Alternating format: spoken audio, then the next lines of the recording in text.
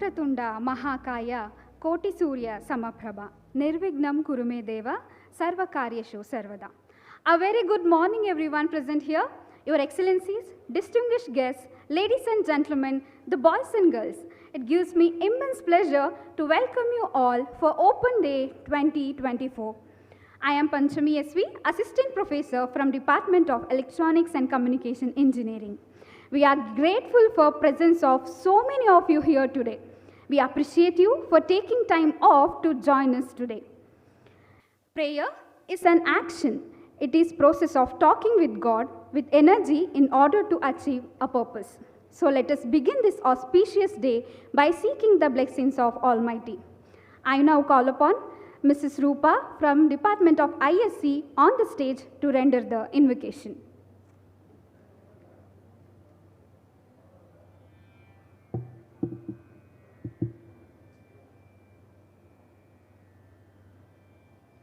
ವಿಘ್ನೇಶ್ವರ ನಿನಗೆ ಪ್ರಥಮ ಪ್ರಣಾಮ ಸ್ಮರಿಸುವೆ ನಿನ್ನಯ ದಿವ್ಯ ನಾಮ.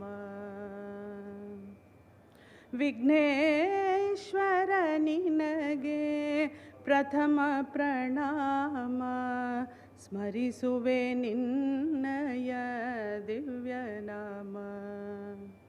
ವಿಘ್ನ ವಿನಾಶಕ ಬುದ್ಧಿ ಪ್ರದಾಯಕ ವಿಘ್ನ ವಿನಾಶಕ ಬುದ್ಧಿ ಪ್ರದಾಯಕ ವಿದ್ಯೆಯ ನೀಡೋ ಶ್ರೀವರದಾಯಕ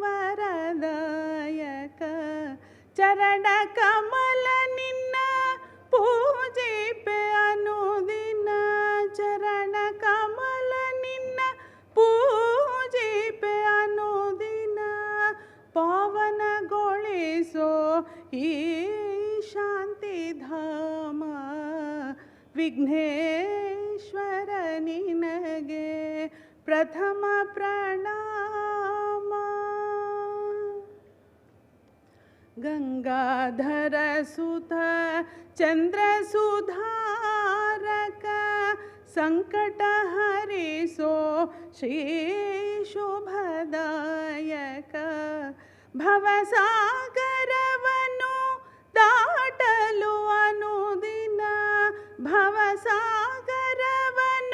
ದಾಟಲು ಅನುದಿನ ಸಾಧನವೇ ತವ ತಾರಕ ನಾಮ.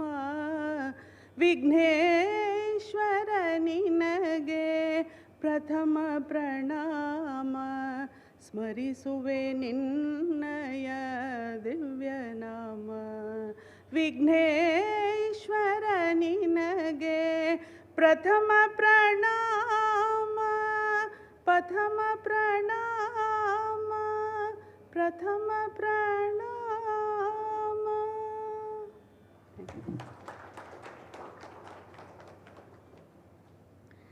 Thank you, ma'am, for melodious invocation. Now, let's extend a formal welcoming to you all. I would like to call upon Dr. Madhusudan H.S., Associate Professor from Department of CSC, to formally welcome the gathering.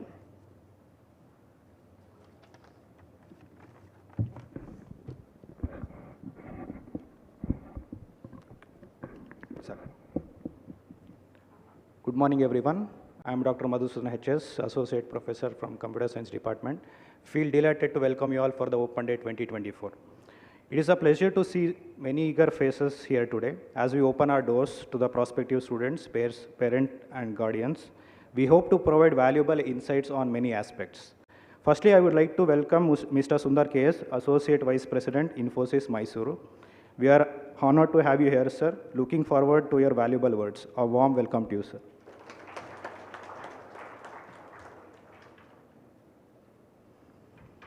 I would now welcome Mr. Ravindra Venkatesh, System on Chip Design Engineer, Intel Corporation, Bangalore. Welcome you, sir.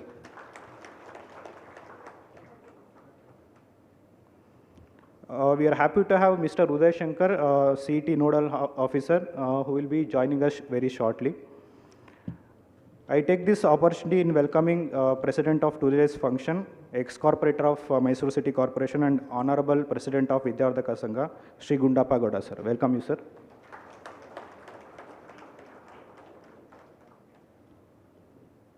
It gives me immense pleasure in welcoming the first mayor of Mysuru City and Honorable Secretary of Vidyavardhaka Sangha, Sri Engineer P. Vishwanath. Welcome you, sir. I also extend a warm welcome to our Honorable Treasurer of Vidyavardhaka Sangha, Sri Srishaila Ramananavar. Welcome you, sir.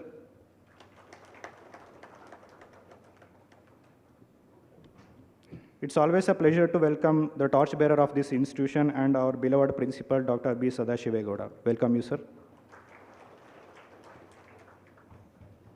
A warm welcome to all the deans, heads of various departments, teaching and non-teaching staffs.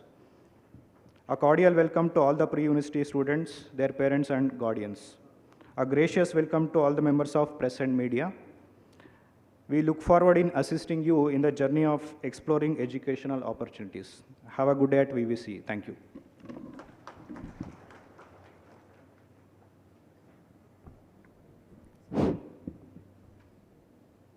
Thank you, sir, for extending warm welcome.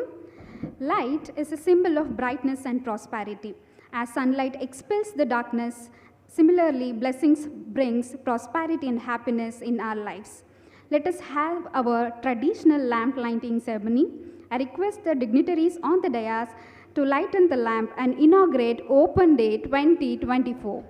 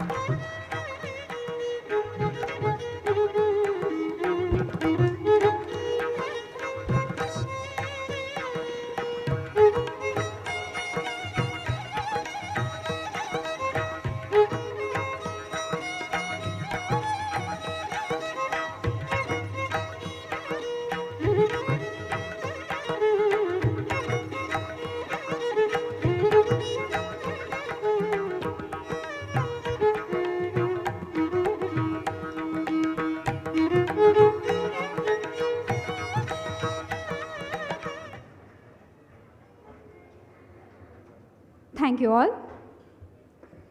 The man who is well known for his wisdom and knowledge, our beloved principal, Dr. B. Sadashivegowda. I would like to request our principal to please come on stage and say a few words.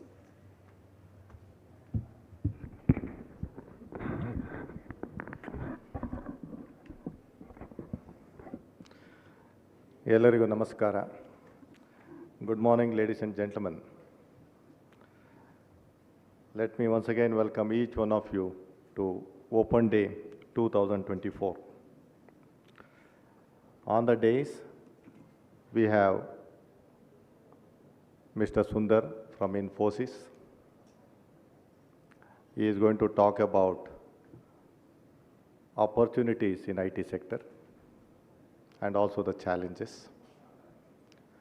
We also have Mr. Ravindra from Intel, basically a core company who did his Bachelor of Engineering in Electronics and Communication in our own institute, and is perhaps one of the highest paid alumni of our institute.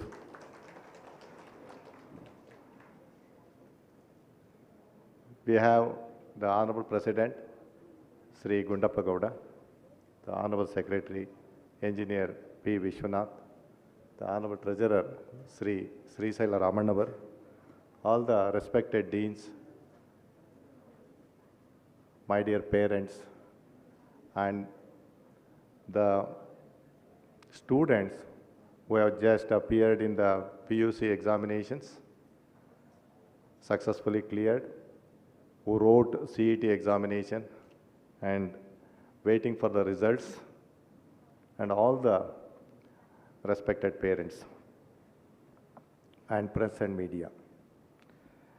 So I'm going to briefly tell you what is in store for you today in our institute. You know that CET examination got over very recently. Comet K will be held on May 12th. JEE exams are going on. I think today is the last date for the JEE examinations, mains. And the advanced are scheduled on May 26th. So, in fact, the students are busy with writing one or other competitive examinations to get into either engineering or medical or other career paths. Our focus is mainly on engineering, not on medicine today. You may know that there are 31 NITs, National Institute of Technologies. They admit approximately 24,000 students. There are 23 IITs, Indian Institute of Technologies. They admit approximately 16,600 students. We also have triple ITs, Indian Institute for Information Technology, or sometimes they call it International Institute for Information Technology. There are 26. They admit 7,200 students every year. We also have GFTIs, government-funded technical institutes. There are 32. They admit approximately 7,000 students. All put together, 55,000 students would be admitted through these competitive examinations, mainly JEE Mains and JEE Advanced. Coming to CET, you know this time more than 3 lakh students have written CET. And you may wonder how many seats are available in engineering. Approximately, considering the increase in intake this year, maybe 1,20,000, including all the private universities, VTU colleges, all put together. So, even if you take 1,20,000 approximately, it means there are 3 lakhs who have written. There are many aspirants for engineering. Obviously, the kind of college you select, branch you select, matters a lot, and the process, you should be aware of it. And there are 212 engineering colleges. In Mysuru alone, there are 11 engineering colleges in Mysuru. In Mysuru alone, there are 6,000 seats approximately in engineering stream. And you may know that approximately about 12 to 13,000 students have written CET from Mysuru alone. So there is competition. That's what I want to drive. I want to inform you.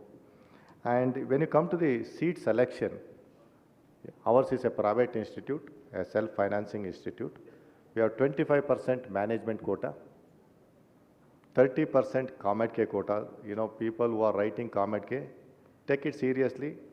The reason is you will get at a very competitive price. And then 45% is the CET quota and 5% is the supernumerary quota. If you ask me what is the fee structure for all these things, for the CET, SNQ is the lowest fee structure. Just, you don't need to pay the tuition fee. You just pay the college fee, approximately 40 to 50,000 at the most. So in 2 lakhs, you will complete your engineering education. You can join any institute across Karnataka. If you get a seat through SNQ, your education will get over in just than 2 lakhs. The next one is CET. It costs you approximately 1,10,000 to 1,20,000, depends on the college, per year. So approximately you spend about 5 lakhs for the entire engineering education. The next higher fee is the Comet K. It will cost you something like 2.5 to 3 lakhs per year. So approximately it will cost you 10 to 12 lakhs. And comes to the management, it varies from one institute to the another institute. In fact, for our institute, we have put up the management fee structure based on the branch on our website. You can go through it. Then, a few things. What you are going to have today, number one, we are going to have a brief description about IT and non-IT by Mr. Sundar and Mr. Ravindra. And later, the former CET Nodal Officer, Mr. Udaya Shankar, will clarify your doubts if you have any with respect to the CET option entry. You may have number of doubts, and we have that session towards the end. Then we are going to have the panel discussion where you can raise questions. We also received a couple of questions. We are going to answer so that more or less most of your doubts will be clarified. Then we are going to have project exhibition in the sports complex. After this, you can visit sports complex. We can also visit the respective departments. We can also have interaction with students. You have more than 40 clubs in our institute. So you can interact with them. You will know the present situation and also the kind of teaching learning in our institute. And also, don't forget to have lunch. We have prepared lunch for all of you. Please have lunch, and then leisurely you can go home. And one important thing before I close my speech is that what are the important criteria for college selection or branch selection? Number one is the passion to select a particular branch. The other parameters that matters in the college selection is one is infrastructure. Very good infrastructure is very, very important to have very good education. The second, faculty.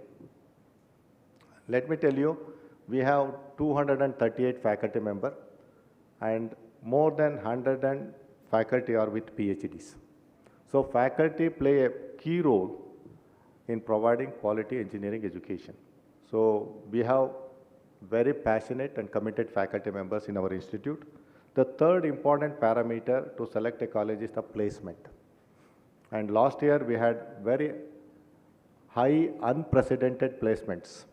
This year also we have achieved 56% in spite of recession. The fourth is location, where the college is located. I think you know that we are in the heart of the Mysuru city, well connected by public transport, very strategically located. The next one is ranking and recognition of the institute. All our programs have been accredited by NBA. And also our institute is accredited by NAAC with an A grade. And we also received the Institute of Happiness Award from the QSI gauge. We also received gold rating by the QSI gauge for the kind of education we provide. So that covers ranking and reputation. If you ask me, there are 212 engineering colleges. Where do we stand? We will be one of the top 10 engineering institutes in Karnataka, perhaps one of the top 100 institutes in India among the private institutes. Because we also figured in the NIRF ranking, which is released by Ministry of Education in the year 2022. We also received Innovation Award from the Ministry of Education in the year 2023. The other parameters that mattered in the selection of college, last year cutoff, that we have posted on our website. You can also check in the CET website. That information is available. Then whether the institute is autonomous or non-autonomous. Autonomous institutes have more advantages than non-autonomous. Maybe during the panel discussion, I will elaborate on that. Then you also should get feedback from the existing students, perhaps also the parents of the existing students, so that you will know the ecosystem of the existing institute. Then how that institute is strongly associated with industry. Industry-academia collaboration is the key. I think we have a very strong industry-academia collaboration. In each department, we have the industry-academia board.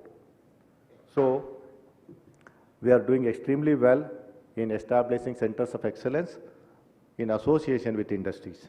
Then perhaps the last one is the co-curricular activities and the extracurricular activities. As per national education policies, co-curricular and extracurricular activities have become part of the education system now because they are also important. One has to be mentally fit, physically fit, then only they can pursue very good education.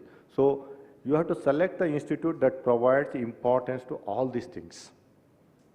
Then you will never regret in the selection of the institute. Remember, engineers, India produces engineers not just to meet the local needs, to meet the global needs. So that you have to keep in mind. The another important thing is engineering degree is a passport for multiple opportunities. It is now you don't work within India, you work outside the state, outside the country. I think there is no boundary for engineering graduates. They can work anywhere in the world. So with this, once again, I extend a warm welcome to each one of you for the open day. And I am certain that you are going to get a lot of information. Please be relaxed and stay till at least 1 p.m., have lunch, and then go home. Because having come, you should get maximum information in deciding your future. Thank you all.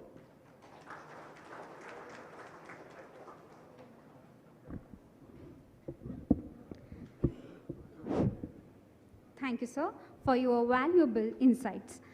I'm glad to introduce today's chief guest, Mr. Sundar K.S., the esteemed Associate Vice President at Infosys Limited, where he has been marking significant contributions for over 2 decades.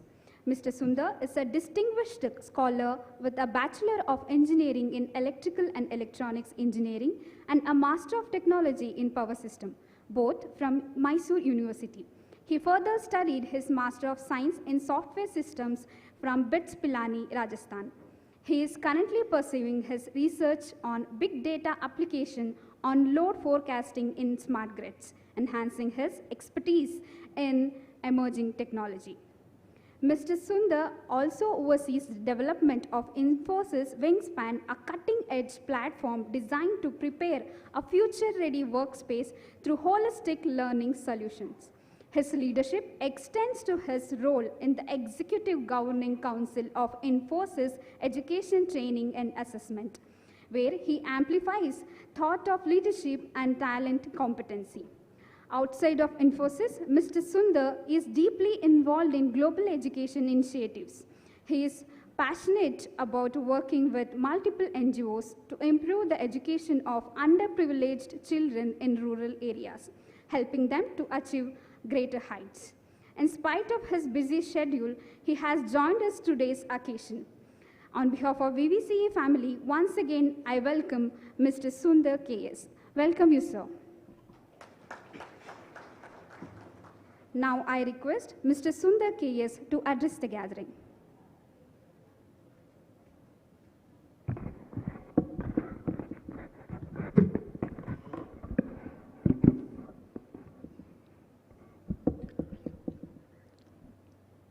Shubhodaya, most respected President of Vidyavardhaka Sangha, Shri Gundappa Gowda ji, the Secretary, P. Vishwanath ji, the Treasurer, Shri Shala Ramanawar, my young student friend, I would call him a student friend because of the age gap, Ravindra Venkatesh, but most importantly, the pillar of success for this wonderful, wonderful institution, the principal, Dr. Sadashiva Gowda sir.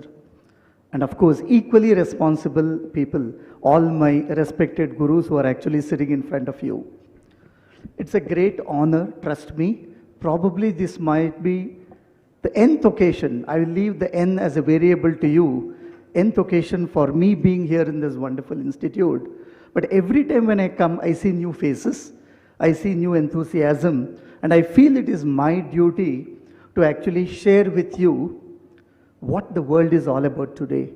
Because what you see yesterday is an obsolete thing. What you see tomorrow is uncertain. What you have today is the reality. So we have to really understand the current situation. And that being the case, being from the industry, being in the foreground, being in front of the clients, being in front of the challenges of the world today, I feel it is my responsibility to be here on this occasion of open day to come and then share with you what the world is all about today.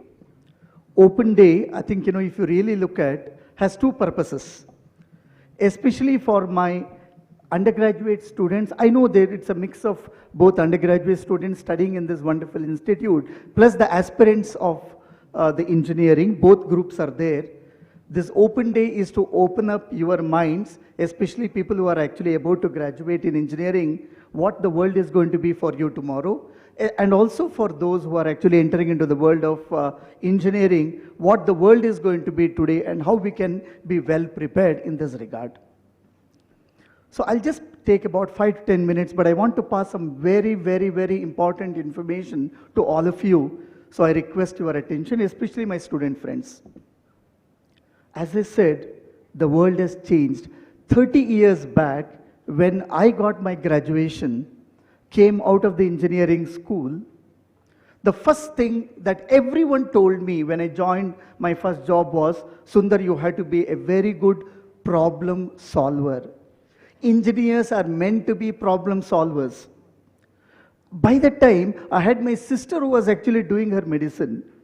I was trying to compare and contrast what is the role of an engineer versus a doctor. Both of them are equally sought after professionals, right? So whenever we go to a doctor, we go there, completely surrender ourselves. Touch wood, nothing should happen to us. But in case of illness, when we go to the doctor, we completely surrender to the doctor and tell him or her that I have some problem. I really don't know what is actually the root cause for this. The doctor will examine, observe, and then try to prescribe the medicine. Whereas when actually, I started my job, the customer used to come to me, meaning, they come with a problem and say that, Sundar and team, can you please solve this problem? Kindly look at the difference between the engineer's role of 90s to the doctor's role even that time. So the engineers were more like order takers. So there is a problem, I come to you, you please solve. So it was all about, I have a problem. So that means the customer knew that there is a problem, and they know that companies like ABC has efficient, competent people, they can solve the problem. So that was the scenario when I joined the IT industry about 25, 30 years back. But today, engineers are no less than doctors. Engineers are compelled to become the practitioners. I don't know how many of my young friends who are doing engineering are realizing this. You are forced to become doctors, not in the designation per se, but when you land up in solving the problem to the customer, what the customer will tell you is, look, Sundar, I have a problem, but I don't know what the problem is all about. I have a problem because I am not competitive enough. My business is not growing compared to my competition, but I have a problem. So now you help me to identify the problem before solving it. Earlier, what I used to say, give me the problem, I will solve it because I'm a very good problem solver. But today, what the customers are expecting, you have to be a good problem finder before you solve the problem. That is exactly what the doctors do. When you go there, so despite the fact that there is a severe headache, but the root cause for the headache and other things the doctors will find. The problem he or she will find, and also the solution he or she will provide. But today's engineers are expected not only to solve the problem, solving the problem is an afterthought, finding the problem becomes the need of the hour. So hence, each and every one of us, being engineers, because I know all current engineers and the future aspirant engineers, you have to have the ability to find the business problem before solving it. So what does it mean? You need to be, quote unquote, business transformation partners to the customer. Please remember, you may have technical skills, you may have extremely competent technical skills, until and unless you have this mindset of finding the problem before solving it, I think you will definitely become obsolete. So this is the transformational change. So what does it mean to us?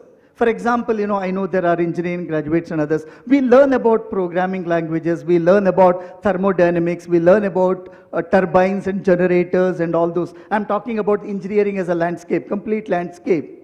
So what does it mean when I say that you have to be a business transformation partner? So when you're appearing for the campus interview, you go before the panel and you are very confident that any question that is being asked about the Thevenin's theorem, about the Python programming, about the thermodynamic laws and all, I'm very confident in answering it. But actually, that will not take you to the point that you are expected to reach. What you need to know is to know about the customer.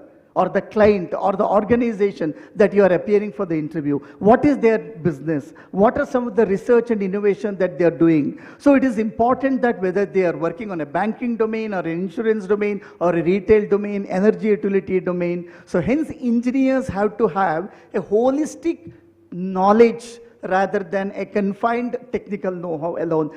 Technology know-how is necessary but not sufficient. So the second important message that I want to pass it on to you is, it is extremely critical that you need to develop a holistic competency development. It is not just alone the hard skill, but the soft skill. So I visit this college very regularly. I talk to students. I ask them a question, what is something that you like the most? Some of them will say that I like cricket. IPL matches are going on. Then I openly ask them, can anyone come here onto the dais and speak for 2 minutes uninterrupted about yesterday's match where 260 was actually, crossed?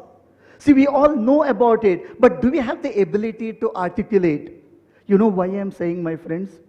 Trust me, every one of the engineers in my company who are being deployed on the project are being interviewed by the clients. Don't think Infosys interview is the end of my journey. I have got the job, I get the work, and I get my salary. It is not so. The customers have become extremely important. You remember I told you that they are expecting you to be the business transformation partner. They are also expecting you to have the ability to solve their problems, so they are testing you.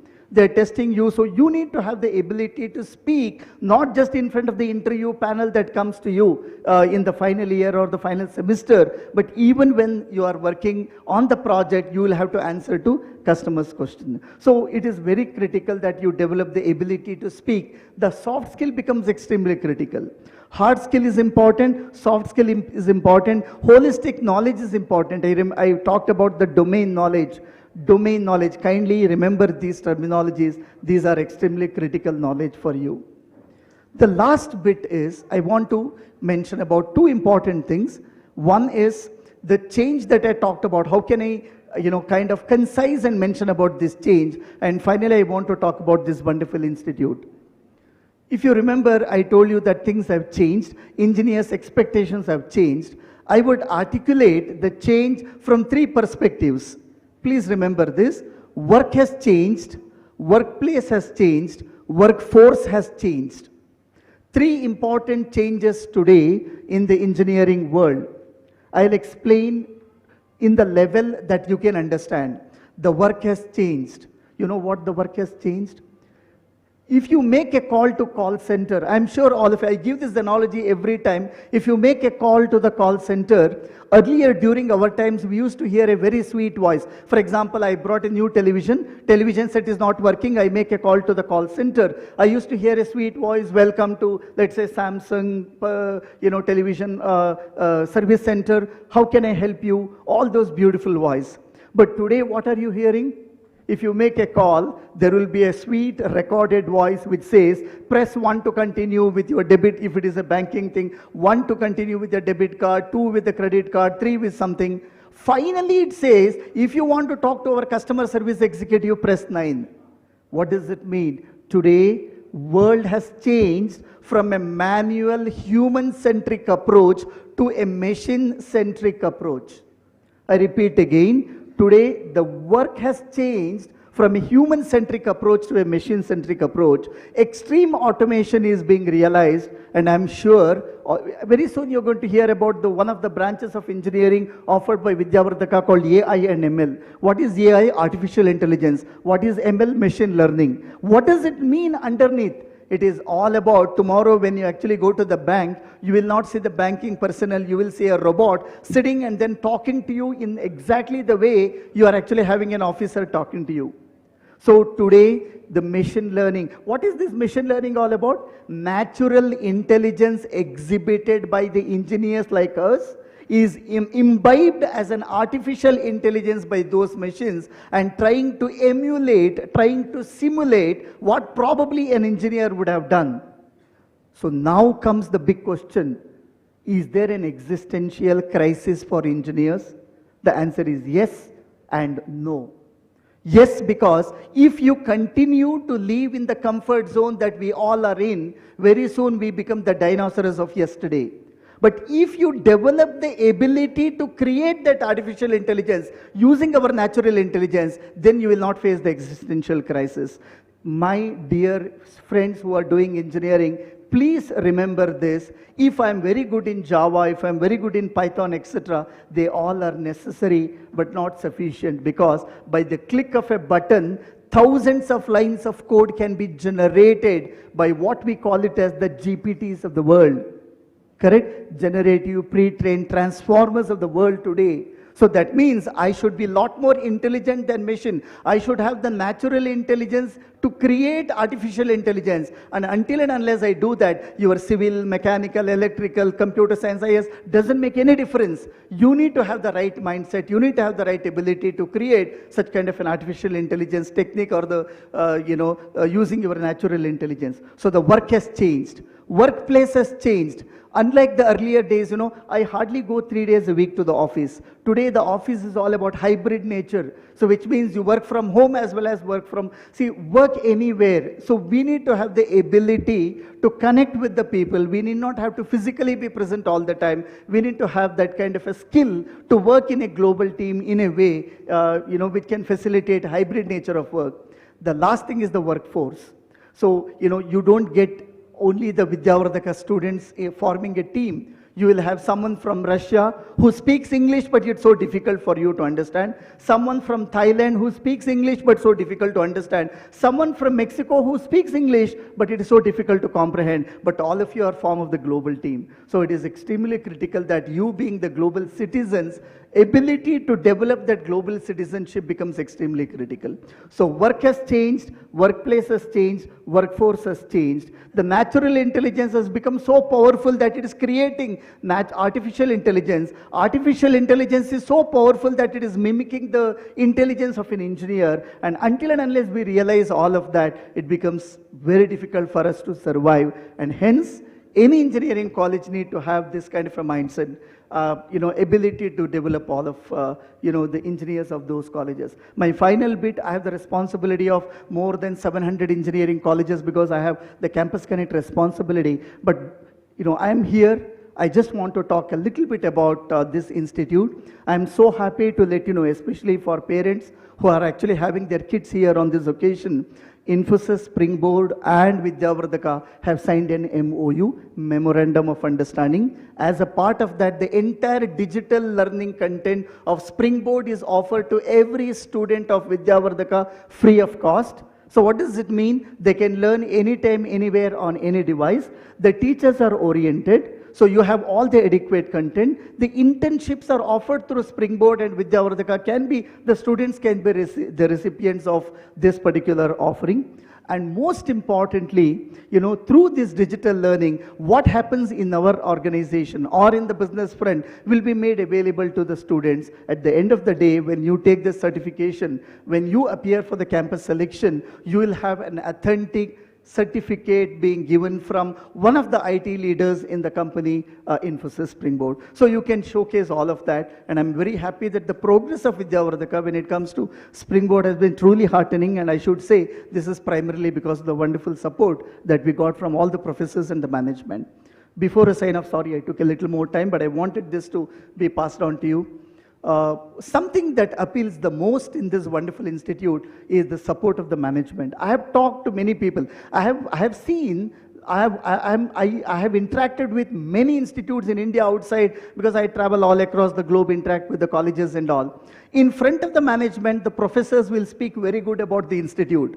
But behind that, they say, no, management should have given increment, they should have done this, etc. But trust me, this is one institute where I heard all good things about this institute, not just from Shri Vishwanath ji, not just from Sadashiva Gowda sir, but even from the office, the office boys of this wonderful institute, the professors of this institute, the students of, many of the students are my colleagues and in my team here in the company. I heard a lot of good things about it. My only request, earnest request to the management is your commitment, your dedication, your focus, your conviction, your customer focus, especially the students' focus, let it continue and let that attract a lot of talent to this wonderful institute. With that hope, I want to conclude by saying that change is the only constant in the world today.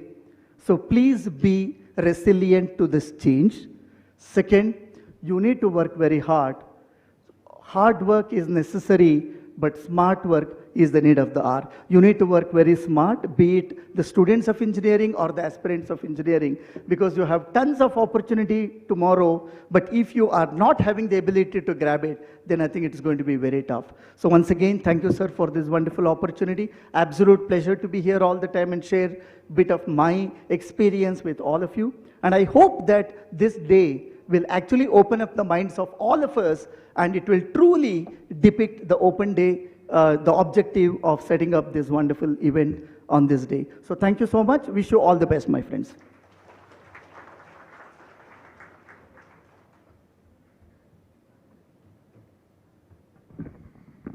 Thank you, sir, for enlightening our aspiring engineers. We have another chief guest with us today, Mr. Ravindra Venkatesh, a proud alumni of our institution and currently a design engineer at Intel India in Bengaluru. Ravindra is an expert in semiconductor industry where he specializes in designing systems for Intel's chips.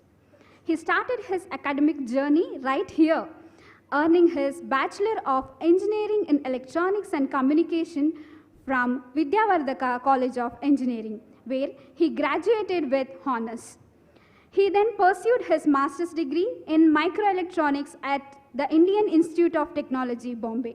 There, he excelled academically and was actively involved in student leadership roles.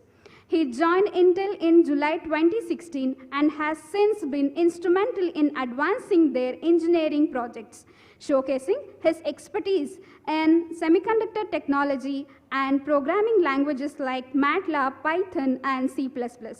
Before his tenure at Intel, Ravindra worked as research assistant at IIT Bombay from 2013 to 2016, engaging in significant research in microelectronics. We are fortunate enough to have Mr. Ravindra in our today's occasion. I wholeheartedly welcome him once again for Open Day 2024. Now I request Mr. Ravindra to address the gathering.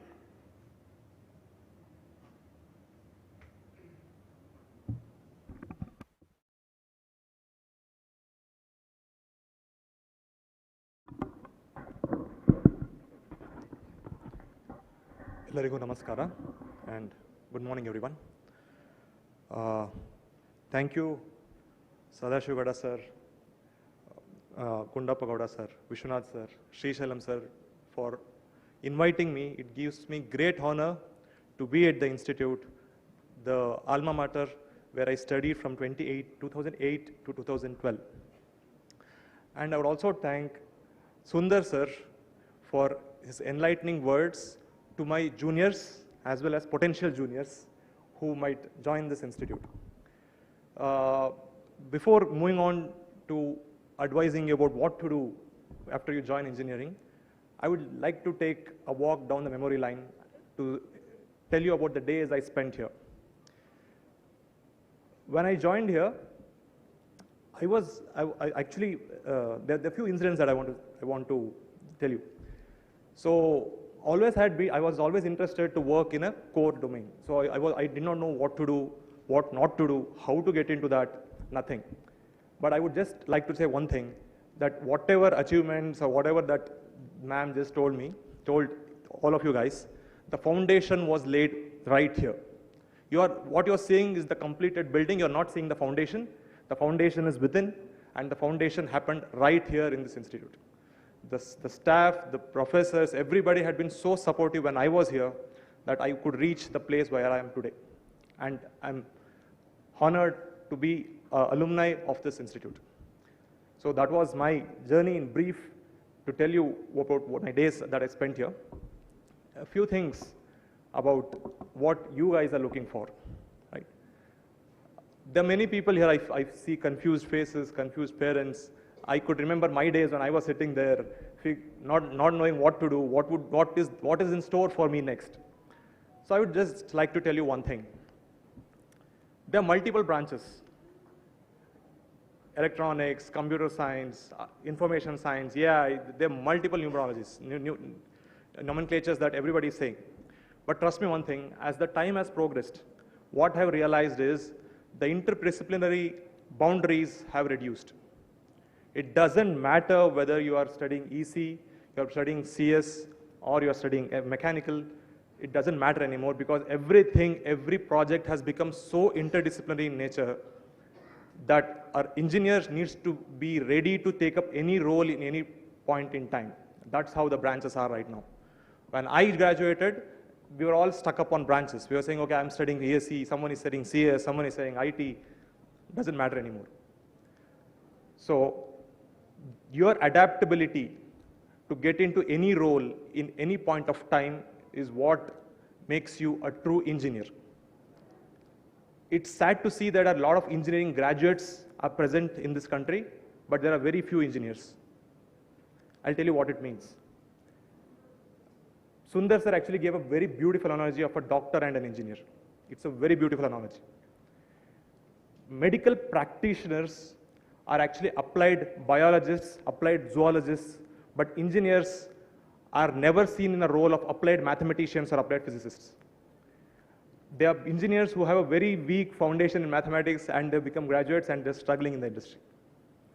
I don't want you guys, my potential juniors and my juniors, to be in that place.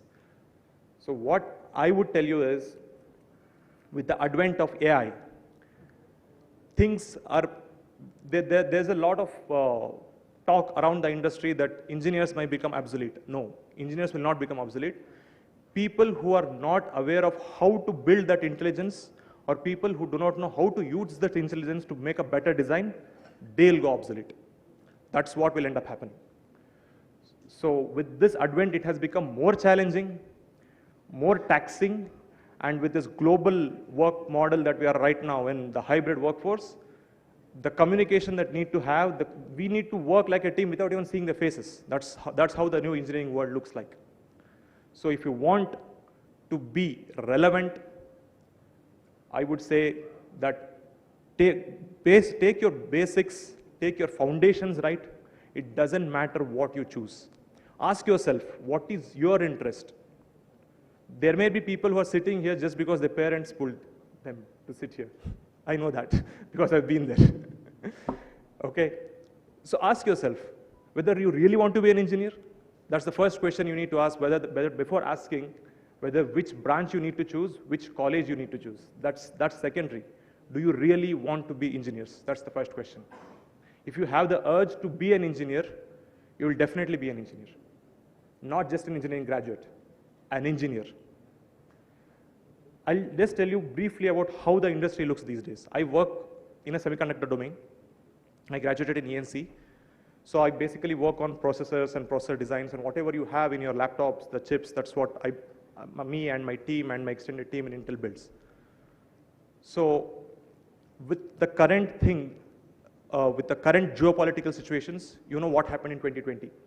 There was a severe semiconductor shortage. The demand for engineers rose up. In India, under the current government, $100 billion has been assigned to set up fabrication plants in India. More than $100 billion. That's how the industry is working. So if you're a computer science engineer, there are people who are building AI. There are people building platforms for AI. There are people who are using AI to better their designs, like in mechanical, civil, and other domains. There are these evergreen domains, right? The electrical, mechanical, and the civil domains. Don't think that nothing is happening there. There are a lot of infrastructure projects that's happening. Currently, we stand at 140 crores. We need infrastructure for these many people in this country. So whether you choose electrical, you choose mechanical, you choose civil, or you do EC, computers, it doesn't matter. Be flexible. Be ready to work in an interdisciplinary fashion, such that you can take up any role at any point in time. Unless you're not flexible enough, you'll go obsolete. I'm not scaring you. I'm telling you the truth. And there's one more thing, I think, which we will guys relate. The students sitting here, right? There's a comment, when you guys were in 10th, I think your parents would have told you that Study 10th, your life is settled. This is it. You study hard, get good marks, settle. 12th, same statements, right? CET, same statements. When you come to engineering, they'll tell you that get a job, your life is settled. You are never settled. You are settled when you're dead and buried. That is when you settle. If you have that mindset that you're going to settle, you'll never grow in life. So you're never settled. Have that thing in mind and keep on working. Keep running, keep crawling, keep moving so that you can reach somewhere. That is how it is. Okay? So that principal just told everybody that I have a good package. Don't join engineering because you'll get a good package. Join engineering because you love to do it. When I was studying in 2008, there was a beautiful movie that I like, 3 Idiots. There's a statement that says, "Kabil bano kabil, kamyabi jhak mar ke piche aayegi." So be proficient and be in that state where you can do anything in life. If you reach there, you'll get hired. So just 3-4 takeaways. Be flexible, be ready to work in any environment, and be ready to work in all interdisciplinary domains. If you are able to do it, I think you are set. That's it. Thank you.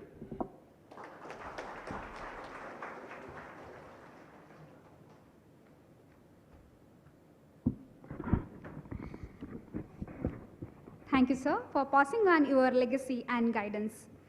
Now we have releasing ceremony of VVCE Management Journal. I call upon Dr. R. Jagdish, Professor and Dean, Department of MBA, to give an insight of this journal.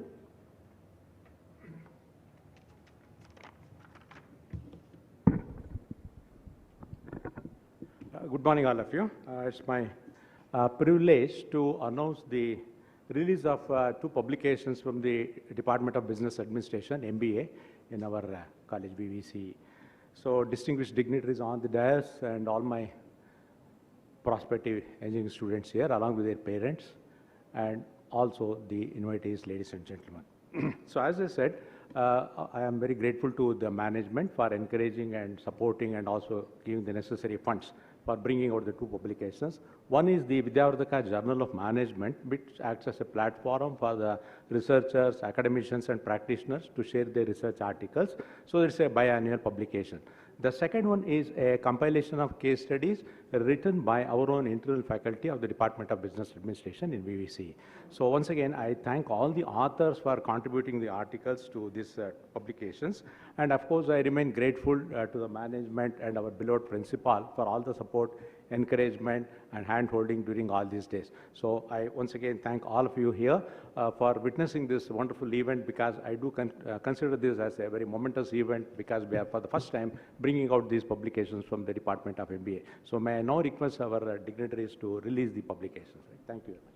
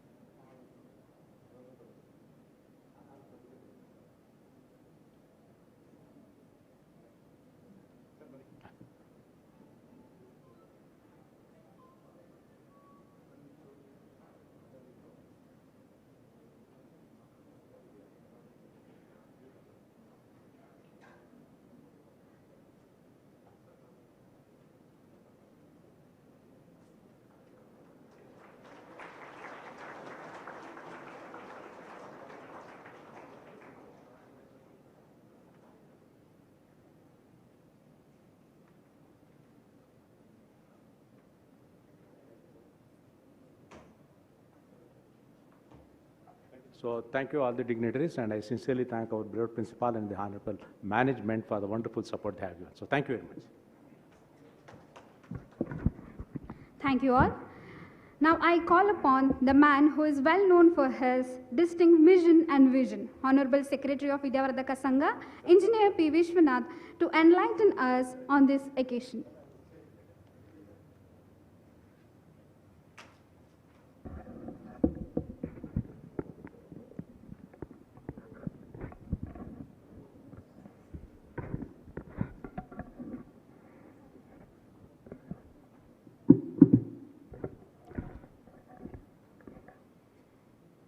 Good morning everybody. ಎಲ್ರಿಗೂ ನಮಸ್ಕಾರ. Open day ವಿದ್ಯಾವರ್ಧಕ engineering ಕಾಲೇಜಿನಲ್ಲಿ open day ಅಂತೇಳಿ ಇವತ್ತು ಕಾರ್ಯಕ್ರಮ ಮಾಡ್ತಾಯಿದ್ದೀವಿ. ಅದರ ಅಧ್ಯಕ್ಷತೆ ವಹಿಸಿರ್ತಕ್ಕಂಥ ಸನ್ಮಾನ್ಯ ಶ್ರೀ ಗುಂಡಪ್ಪಗೌಡ್ರೆ ಹಾಗೂ ವೇದಿಕೆ ಮೇಲೆ ಇರ್ತಕ್ಕಂಥ ಇನ್ಫೋಸಿಸ್ ಕಂಪನಿಯ ಶ್ರೀ ಸುಂದರ್ ಅವರೇ ಹಾಗೂ ಇಂಟೆಲ್ ಕಾರ್ಪೊರೇಷನ್ನ ಮಿಸ್ಟರ್ ರವೀಂದ್ರ ವೆಂಕಟೇಶ್ ಅವರೇ ಹಾಗೂ ಈ ಕಾರ್ಯಕ್ರಮವನ್ನು ಅಧ್ಯಕ್ಷತೆ ವಹಿಸಿರ್ತಂಥ ಗುಂಡಪ್ಪಗೌಡ್ರೆ, ಖಜಾಂಚಿಗಳಾದಂಥ ಶ್ರೀಶೈಲ್ ರಾಮಣ್ಣ ಅವರೇ ಹಾಗೂ ಸಂಸ್ಥೆಯ ಪ್ರಿನ್ಸಿಪಾಲರಾಗಿರ್ತಂಥ ಡಾಕ್ಟರ್ ಬಿ ಸದಾಶಿವಗೌಡ್ರೆ ಮತ್ತು ಎಲ್ಲ ಡೀನ್ಸ್ ಮತ್ತು HODs ಮತ್ತು ಇತರ ಪ್ರೊಫೆಸರ್ಸ್ ಅವರೇ, ವಿಶೇಷವಾಗಿ ಈ ಸಂದರ್ಭದಲ್ಲಿ CET ನೋಡಲ್ ಆಫೀಸರ್ ಆಗಿದ್ದಂಥ ಉದಯ್ ಶಂಕರ್ ಅವರು ಈಗಷ್ಟೇ ಬಂದರು. ಅವರು CETನಲ್ಲಿ ಯಾವ ರೀತಿ ನೀವು ಎಂಟ್ರ್ ಮಾಡಬೇಕು, ಏನೇನು ಮಿಸ್ಟೇಕ್ ಮಾಡ್ತೀರಾ, ಏನು ಮಿಸ್ಟೇಕ್ ಮಾಡಿದ್ರೆ ಏನಾಗುತ್ತೆ, ಅದೆಲ್ಲ ಸಂಪೂರ್ಣವಾಗಿ ಸುಮಾರು 2-3 ವರ್ಷಗಳ ಕಾಲ CETಲಿ ಕೆಲಸ ಮಾಡಿದ್ರು ಅವರು. ನಮ್ಮಲ್ಲೇ ನೋಡಲ್ ಸೆಂಟ್ರ್ ಇತ್ತು ಅಲ್ಲಿ ಮೊದಲು, ಈಗ ಆನ್ಲೈನಲ್ಲಿ ಇದೆ. ಅದನ್ನು ನೀವು ತಿಳ್ಕೊಬೇಕು. ಆಪ್ಷನ್ 1 ಎಂಟ್ರ್ ಆದರೆ ಏನಾಗುತ್ತೆ, ಆಪ್ಷನ್ 2 ಮಾಡಿದ್ರೆ ಏನಾಗುತ್ತೆ, ಆಪ್ಷನ್ 3 ಮಾಡಿದ್ರೆ ಏನಾಗುತ್ತೆ ಅಂತ ತಿಳ್ಕೊಳ್ಳೋದೇ ಇದ್ದರೆ you will be making a blunder. ಈ ಸಂದರ್ಭದಲ್ಲಿ ಹಿಂದೆ ನಾವೆಲ್ಲ ಓದುವಾಗ PUC ಆದಮೇಲೆ ಆಪ್ಷನ್ಸ್ ಇರಲಿಲ್ಲ. 4-5 ಎಂಜಿನಿಯರಿಂಗ್ ಕಾಲೇಜ್ ಇತ್ತು, 2-3 ಮೆಡಿಕಲ್ ಕಾಲೇಜ್ ಇತ್ತು. ಎಲ್ಲರೂ ಇಂಜಿನಿಯರಿಂಗ್ ಹೋಗ್ತೀವಿ ಅಂತಿರಲಿಲ್ಲ, ಎಲ್ಲರೂ ಮೆಡಿಕಲ್ಗೆ ಹೋಗ್ತೀವಿ ಅಂತ ಇರಲಿಲ್ಲ. ಅವಾಗ ಇಂಜಿನಿಯರಿಂಗ್ ತೊಗೊಳ್ಬೇಕಾದ್ರೆ ಕಂಪ್ಯೂಟರ್ ಸೈನ್ಸಾ, ಇನ್ಫಾರ್ಮೇಷನ್ ಸೈನ್ಸಾ, ಮೆಕ್ಯಾನಿಕಲ್ ಅಂತ ಕೇಳೋಕ್ಕೂ ಅದೂ ಇರಲಿಲ್ಲ. ಎಲ್ಲ ಇಂಜಿನಿಯರಿಂಗ್ ಒಂದು ಕಡೆ ಸೇರ್ಕೋಬೇಕಷ್ಟೇ. 3 ವರ್ಷ ಆದಮೇಲೆ ಬ್ರ್ಯಾಂಚ್ ಔಟು, ಅಲ್ಲಿ ಯಾವ್ದು ಬೇಕು ಆಮೇಲೆ ತೊಗೋಬೋದಿತ್ತು. ಈಗ ಹಂಗಿಲ್ಲ. ಒಳಗೆ ಬರುವಾಗಲೇ ನೀವು ಯಾವ ಬ್ರ್ಯಾಂಚು ತೀರ್ಮಾನ ಮಾಡ್ಕೋಬೇಕು. ಯಾವ ಬ್ರ್ಯಾಂಚ್ ತೊಗೊಂಡ್ರೆ ಅಪ್ಪ ಅಮ್ಮ ಹೇಳ್ತಿರ್ತಾರೆ, ನೀನು ಕಂಪ್ಯೂಟರ್ ಸೈನ್ಸೇ ತಗೋ, ಹೋದ ತಕ್ಷಣ ನಿನಗೆ ಕೆಲಸ ಸಿಕ್ಬಿಡುತ್ತೆ, ಲಕ್ಷಾಂತರ ರೂಪಾಯಿ ಸಂಬಳ ಬರುತ್ತೆ ಅಂತ. ಮೊನ್ನೆ ನ್ಯೂಸ್ ನೋಡಿದೆ ನಾನು, 60,000 ಜನ ಇನ್ಫೋಸಿಸ್ನವರು, TCSನವರು, ವಿಪ್ರೋದವರು ತೆಗೆದುಬಿಟ್ರು ಅಂತ. ಅವ್ರ ಕತೆ ಏನಪ್ಪ ಅನ್ನಿಸ್ತು ನನಗೆ. ಆದ್ದರಿಂದ ಸೆಲೆಕ್ಷನ್ ಮಾಡುವಾಗ ಏನು ಮಾಡಬೇಕು ಅನ್ನೋದನ್ನು ಅಪ್ಪ ಅಮ್ಮದಿರು ಯೋಚನೆ ಮಾಡಬೇಕು, ವಿದ್ಯಾರ್ಥಿಗಳು ಯೋಚನೆ ಮಾಡಬೇಕು. ಇವತ್ತು ನಿಮ್ಮನ್ನು ಕರೆದು ಓಪನ್ ಡೇ ಅಂತ ನೀವು ಕರೆದಿರೋದು ಏನೇನಿದೆ ಮೊದಲು ತಿಳ್ಕೊಳ್ಳಿ ಅಂತ. ಇಂಜಿನಿಯರಿಂಗ್ ಕಾಲೇಜ್ನಲ್ಲಿ ಏನಿದೆ ಅಂತ ಯಾರಿಗೂ ಗೊತ್ತಿಲ್ಲ. ಅಪ್ಪ ಅಮ್ಮದಿರು ಹೇಳ್ತಾರೆ ನೀನು ಕಂಪ್ಯೂಟರ್ ಸೈನ್ಸ್ ತಗೋ ಅಂತ, ಅವ್ರು ಬರ್ತಾರೆ ಕಂಪ್ಯೂಟರ್ ಸೈನ್ಸು. ನಾನು ಹೇಳ್ತೀನಿ computer science, information science, artificial intelligence, machine learning ಇವೆಲ್ಲನೂ ಒಂದೇ. ಯಾವ್ದು ತೆಗೆದುಕೊಂಡ್ರು ನಿಮಗೆ ಒಂದೇ ಥರವಾದಂಥ ನಿಮ್ಗೆ ಪ್ಲೇಸ್ಮೆಂಟ್ ಸಿಗೋದು, ಒಂದೇ ಥರವಾಗಿ ಸಂಬಳ ಸಿಗೋದು. ತಗೊಳ್ಳಿ, ಇಲ್ಲ ನಾನು ಕಂಪ್ಯೂಟರ್ ಸೈನ್ಸೇ ಬೇಕು ಅಂತಾರೆ. ಹುಡುಗ ಹೇಳ್ತಾನೆ ಅಳ್ಳಾಡ್ಸ್ಬಿಡ್ತಲ್ಲ, ಇಲ್ವಿಲ್ಲ ನನಗೆ ಅದೇ ಬೇಕು. ಅಲ್ಲಮ್ಮ ನಿಮಗೆ ಅಷ್ಟು, ಅದಕ್ಕೆ ನಾವು ಮ್ಯಾನೇಜ್ಮೆಂಟ್ ಸೀಟಲ್ಲಿ ಭಾಳ ಕಾಸ್ಟ್ಲಿ, ಇದು ಕಮ್ಮಿ ತಗೊಳ್ರಿ ಅಂದರೆ ತಗೊಳ್ಳಲ್ಲ. ಈಗ ಏನು ತಗೊಂಡ್ರೆ ಏನಾಗುತ್ತೆ, ಏನೇನು ಭವಿಷ್ಯ ಇದೆ, ಎಲ್ಲೆಲ್ಲಿ ಸಿಗುತ್ತೆ ಸೀಟು, ಎಷ್ಟು ಮಾರ್ಕ್ಸ್ ಇದ್ದರೆ ಎಲ್ಲಿ ಕೋಟಾ ಸಿಗುತ್ತೆ, ಎಷ್ಟು ಸೀಟ್ ಇದೆ, ಎಷ್ಟು ಸೀಟಲ್ಲಿ CET ಕೋಟಾ ಎಷ್ಟು, ಕಾಮೆಡ್-ಕೆ ಕೋಟಾ ಎಷ್ಟು, ಮ್ಯಾನೇಜ್ಮೆಂಟ್ ಕೋಟಾ ಎಷ್ಟು, ಅವೆಲ್ಲ ನಿಮಗೆ ತಿಳ್ಕೊಬೇಕಲ್ವಾ.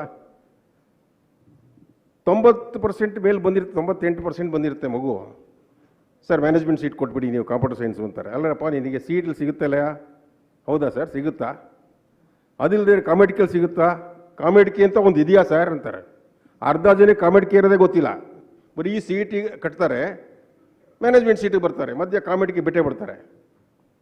CETಗೆ ನಮ್ಮ ಹತ್ರ 100 ಸೀಟ್ ಇದ್ದರೆ 45 ಸೀಟು CET ಅವ್ರಿಗೆ, 30 ಸೀಟು ಕಾಮೆಡ್-ಕೆ ಅವ್ರಿಗೆ, ನಮ್ಗೆ ಉಳ್ಕೊಳ್ಳೋದು 25 ಸೀಟು. ಆದ್ದರಿಂದ ಒಬ್ಬ ವಿದ್ಯಾರ್ಥಿ 75% ಸೀಟ್ನ ವಯಾ CET ಆ್ಯಂಡ್ ಕಾಮೆಡ್-ಕೆ ತೊಗೋಬೋದು. ಅದಕ್ಕೆ ಪ್ರಯತ್ನ ಮಾಡಬೇಕು. ಭಾಳಷ್ಟು ಪೇರೆಂಟ್ಸ್ಗೆ ಮತ್ತು ಸ್ಟೂಡೆಂಟ್ಸ್ಗೆ ಕಾಮೆಡ್-ಕೆ ಕಟ್ಟಬೇಕು ಅನ್ನೋ ಪರಿಜ್ಞಾನನೇ ಇಲ್ಲ. ಕಾಮೆಡ್-ಕೆನಲ್ಲಿ CETಲಿ ನಮ್ಮ ಪ್ರಿನ್ಸಿಪಾಲ್ರಿಗೆ ಅಷ್ಟೇ ಹೇಳಿದ್ರು, ಎಷ್ಟು ಜನ ಅಪಿಯರ್ ಆಗಿದ್ದಾರೆ ಅಂದರು, 3 ಲಕ್ಷ ಚಿಲ್ಲರೆ ಜನ ಅಪಿಯರ್ ಆಗಿದ್ದಾರೆ ಅಂದರು. ಎಷ್ಟು ಸೀಟ್ ಇದೆ ಅಂತ ಹೇಳಿದ್ರು, ಕರ್ನಾಟಕದಲ್ಲಿ 1,20,000 ಸೀಟ್ ಇದೆ ಅಂದರು. ಅಂದರೆ 3 ಲಕ್ಷದಲ್ಲಿ ಅರ್ಧ ಜನಕ್ಕೆ ಎಂಜಿನಿಯರಿಂಗ್ ಸೀಟ್ ಸಿಗೋದಿಲ್ಲ ಅಂತ ಸ್ಪಷ್ಟ ಆಯಿತು. ಅದರಲ್ಲಿ CET ತಗೊಂಡವ್ರಿಗೆ ಒಳ್ಳೆ ರ್ಯಾಂಕ್ ಬಂದರೆ ಅವ್ರಿಗೆ ಯಾವುದೇ ಕೇಳಿದ ಕಾಲೇಜಿನಲ್ಲಿ ಸಿಗುತ್ತೆ.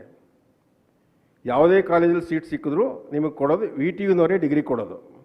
ವಿಶ್ವೇಶ್ವರಯ್ಯ ಟೆಕ್ನಿಕಲ್ ಯೂನಿವರ್ಸಿಟಿಗೆ ಎಲ್ಲ ಕಾಲೇಜುಗಳು ಅಫಿಲಿಯೇಟ್ ಆಗಿದ್ದಾವೆ, except barring some of the university ಆಗಿರ್ತಕ್ಕಂಥ 4-5 ಕಾಲೇಜುಗಳು ಬಿಟ್ಟರೆ ಎಲ್ಲ ಕಾಲೇಜುಗಳವರು ಕೂಡ VTUಗೆ ಆಗಿದ್ದಾರೆ. ಯಾವುದೇ ಕಾಲೇಜಲ್ಲಿ ಹೋದರೂ VTUನವರು ನಿಮಗೆ ಡಿಗ್ರಿ ಕೊಡ್ತಾರೆ. ಇದೇ ಕಾಲೇಜಿಗೆ ಓದಬೇಕು ಬಿಡಬೇಕು ಅನ್ನೋದು ನಿಮಗೆ ಬಿಟ್ಟಿದ್ದು. ಯಾವ್ಯಾವ ಕಾಲೇಜ್ ಈಗ ಪ್ರಿನ್ಸಿಪಾಲ್ ಹೇಳಿದ್ರು ಯಾವ್ಯಾವ ಕಾಲೇಜಲ್ಲಿ ಏನೇನು ಗ್ರೇಡ್ ಇರುತ್ತೆ, ನ್ಯಾಕ್ ಅಂದರೆ ಏನು, NBA ಅಂದರೆ ಏನು, ಈ ಅಕ್ರೆಡಿಟೇಷನ್ ಆಗಿದ್ದರೆ ಅಡ್ವಾಂಟೇಜ್ ಏನು, ನ್ಯಾಕ್ A ಗ್ರೇಡ್ ಬಂದರೆ ಅಡ್ವಾಂಟೇಜ್ ಏನು, NIRF ರ್ಯಾಂಕಲ್ಲಿ ಬಂದಿದ್ದರೆ ಏನು, IQS ಗೇಜಲ್ಲಿ ಅವಕಾಶ ಸಿಕ್ಕಿದ್ರೆ ಏನು, ಎಲ್ಲ ಡೀಟೇಲ್ಸ್ ಹೇಳಿದ್ರು ಅವರು. ನಾವು ಸೆಲೆಕ್ಷನ್ ಮಾಡುವಾಗ ಯಾವ್ದು ತೊಗೊಳ್ಬೇಕು, ನನಗೆ ಯಾವುದು ಇಂಟ್ರೆಸ್ಟು, ನನಗೆ ಯಾವುದೋ ಇಂಟ್ರೆಸ್ಟ್ ಇಲ್ಲದಿರೋ ಬ್ರಾಂಚ್ ತೊಗೊಂಡು ಇಲ್ಲಪ್ಪ ನಾನು ಸಿವಿಲ್ ಇಂಜಿನಿಯರ್ ಆಗಬೇಕಿತ್ತು ತೊಗೊಂಬಂದು ಕಂಪ್ಯೂಟರ್ ಸೈನ್ಸಿಗೆ ಕೊಡಿಸಿದ್ದಾರೆ, ನಾನು ಮೆಕ್ಯಾನಿಕಲ್ ಓದಬೇಕಾಗಿತ್ತು ನನ್ನ ತೊಗೊಂಬಂದು ಕಂಪ್ಯೂಟರ್ ಸೈನ್ಸಿಗೆ ಕೊಡಿಸಿದ್ದಾರೆ, ಅಥವಾ ನಾನು ಕಂಪ್ಯೂಟರ್ ಸೈನ್ಸ್ ಓದಬೇಕು ನನ್ನ ಮೆಕ್ಯಾನಿಕಲ್ ಕೊಡಿಸಿದ್ದಾರೆ ಅಂಥೇಳಿ ಆಮೇಲೆ ರಿಗ್ರೆಟ್ ಮಾಡ್ಕೋಬೇಕಾಗಿಲ್ಲ. ಇನ್ನೂ ಒಂದು ಹೊಸ ಸುದ್ದಿ ಇದೆ. ಈ ನ್ಯಾಷನಲ್ ಎಜುಕೇಷನ್ ಪಾಲಿಸಿನಲ್ಲಿ ನೀವು ಯಾವ್ದಾರ ಬ್ರಾಂಚ್ ತೊಗೊಳ್ಳಿ ಬೇರೇನೂ ಕಲಿಬೋದು.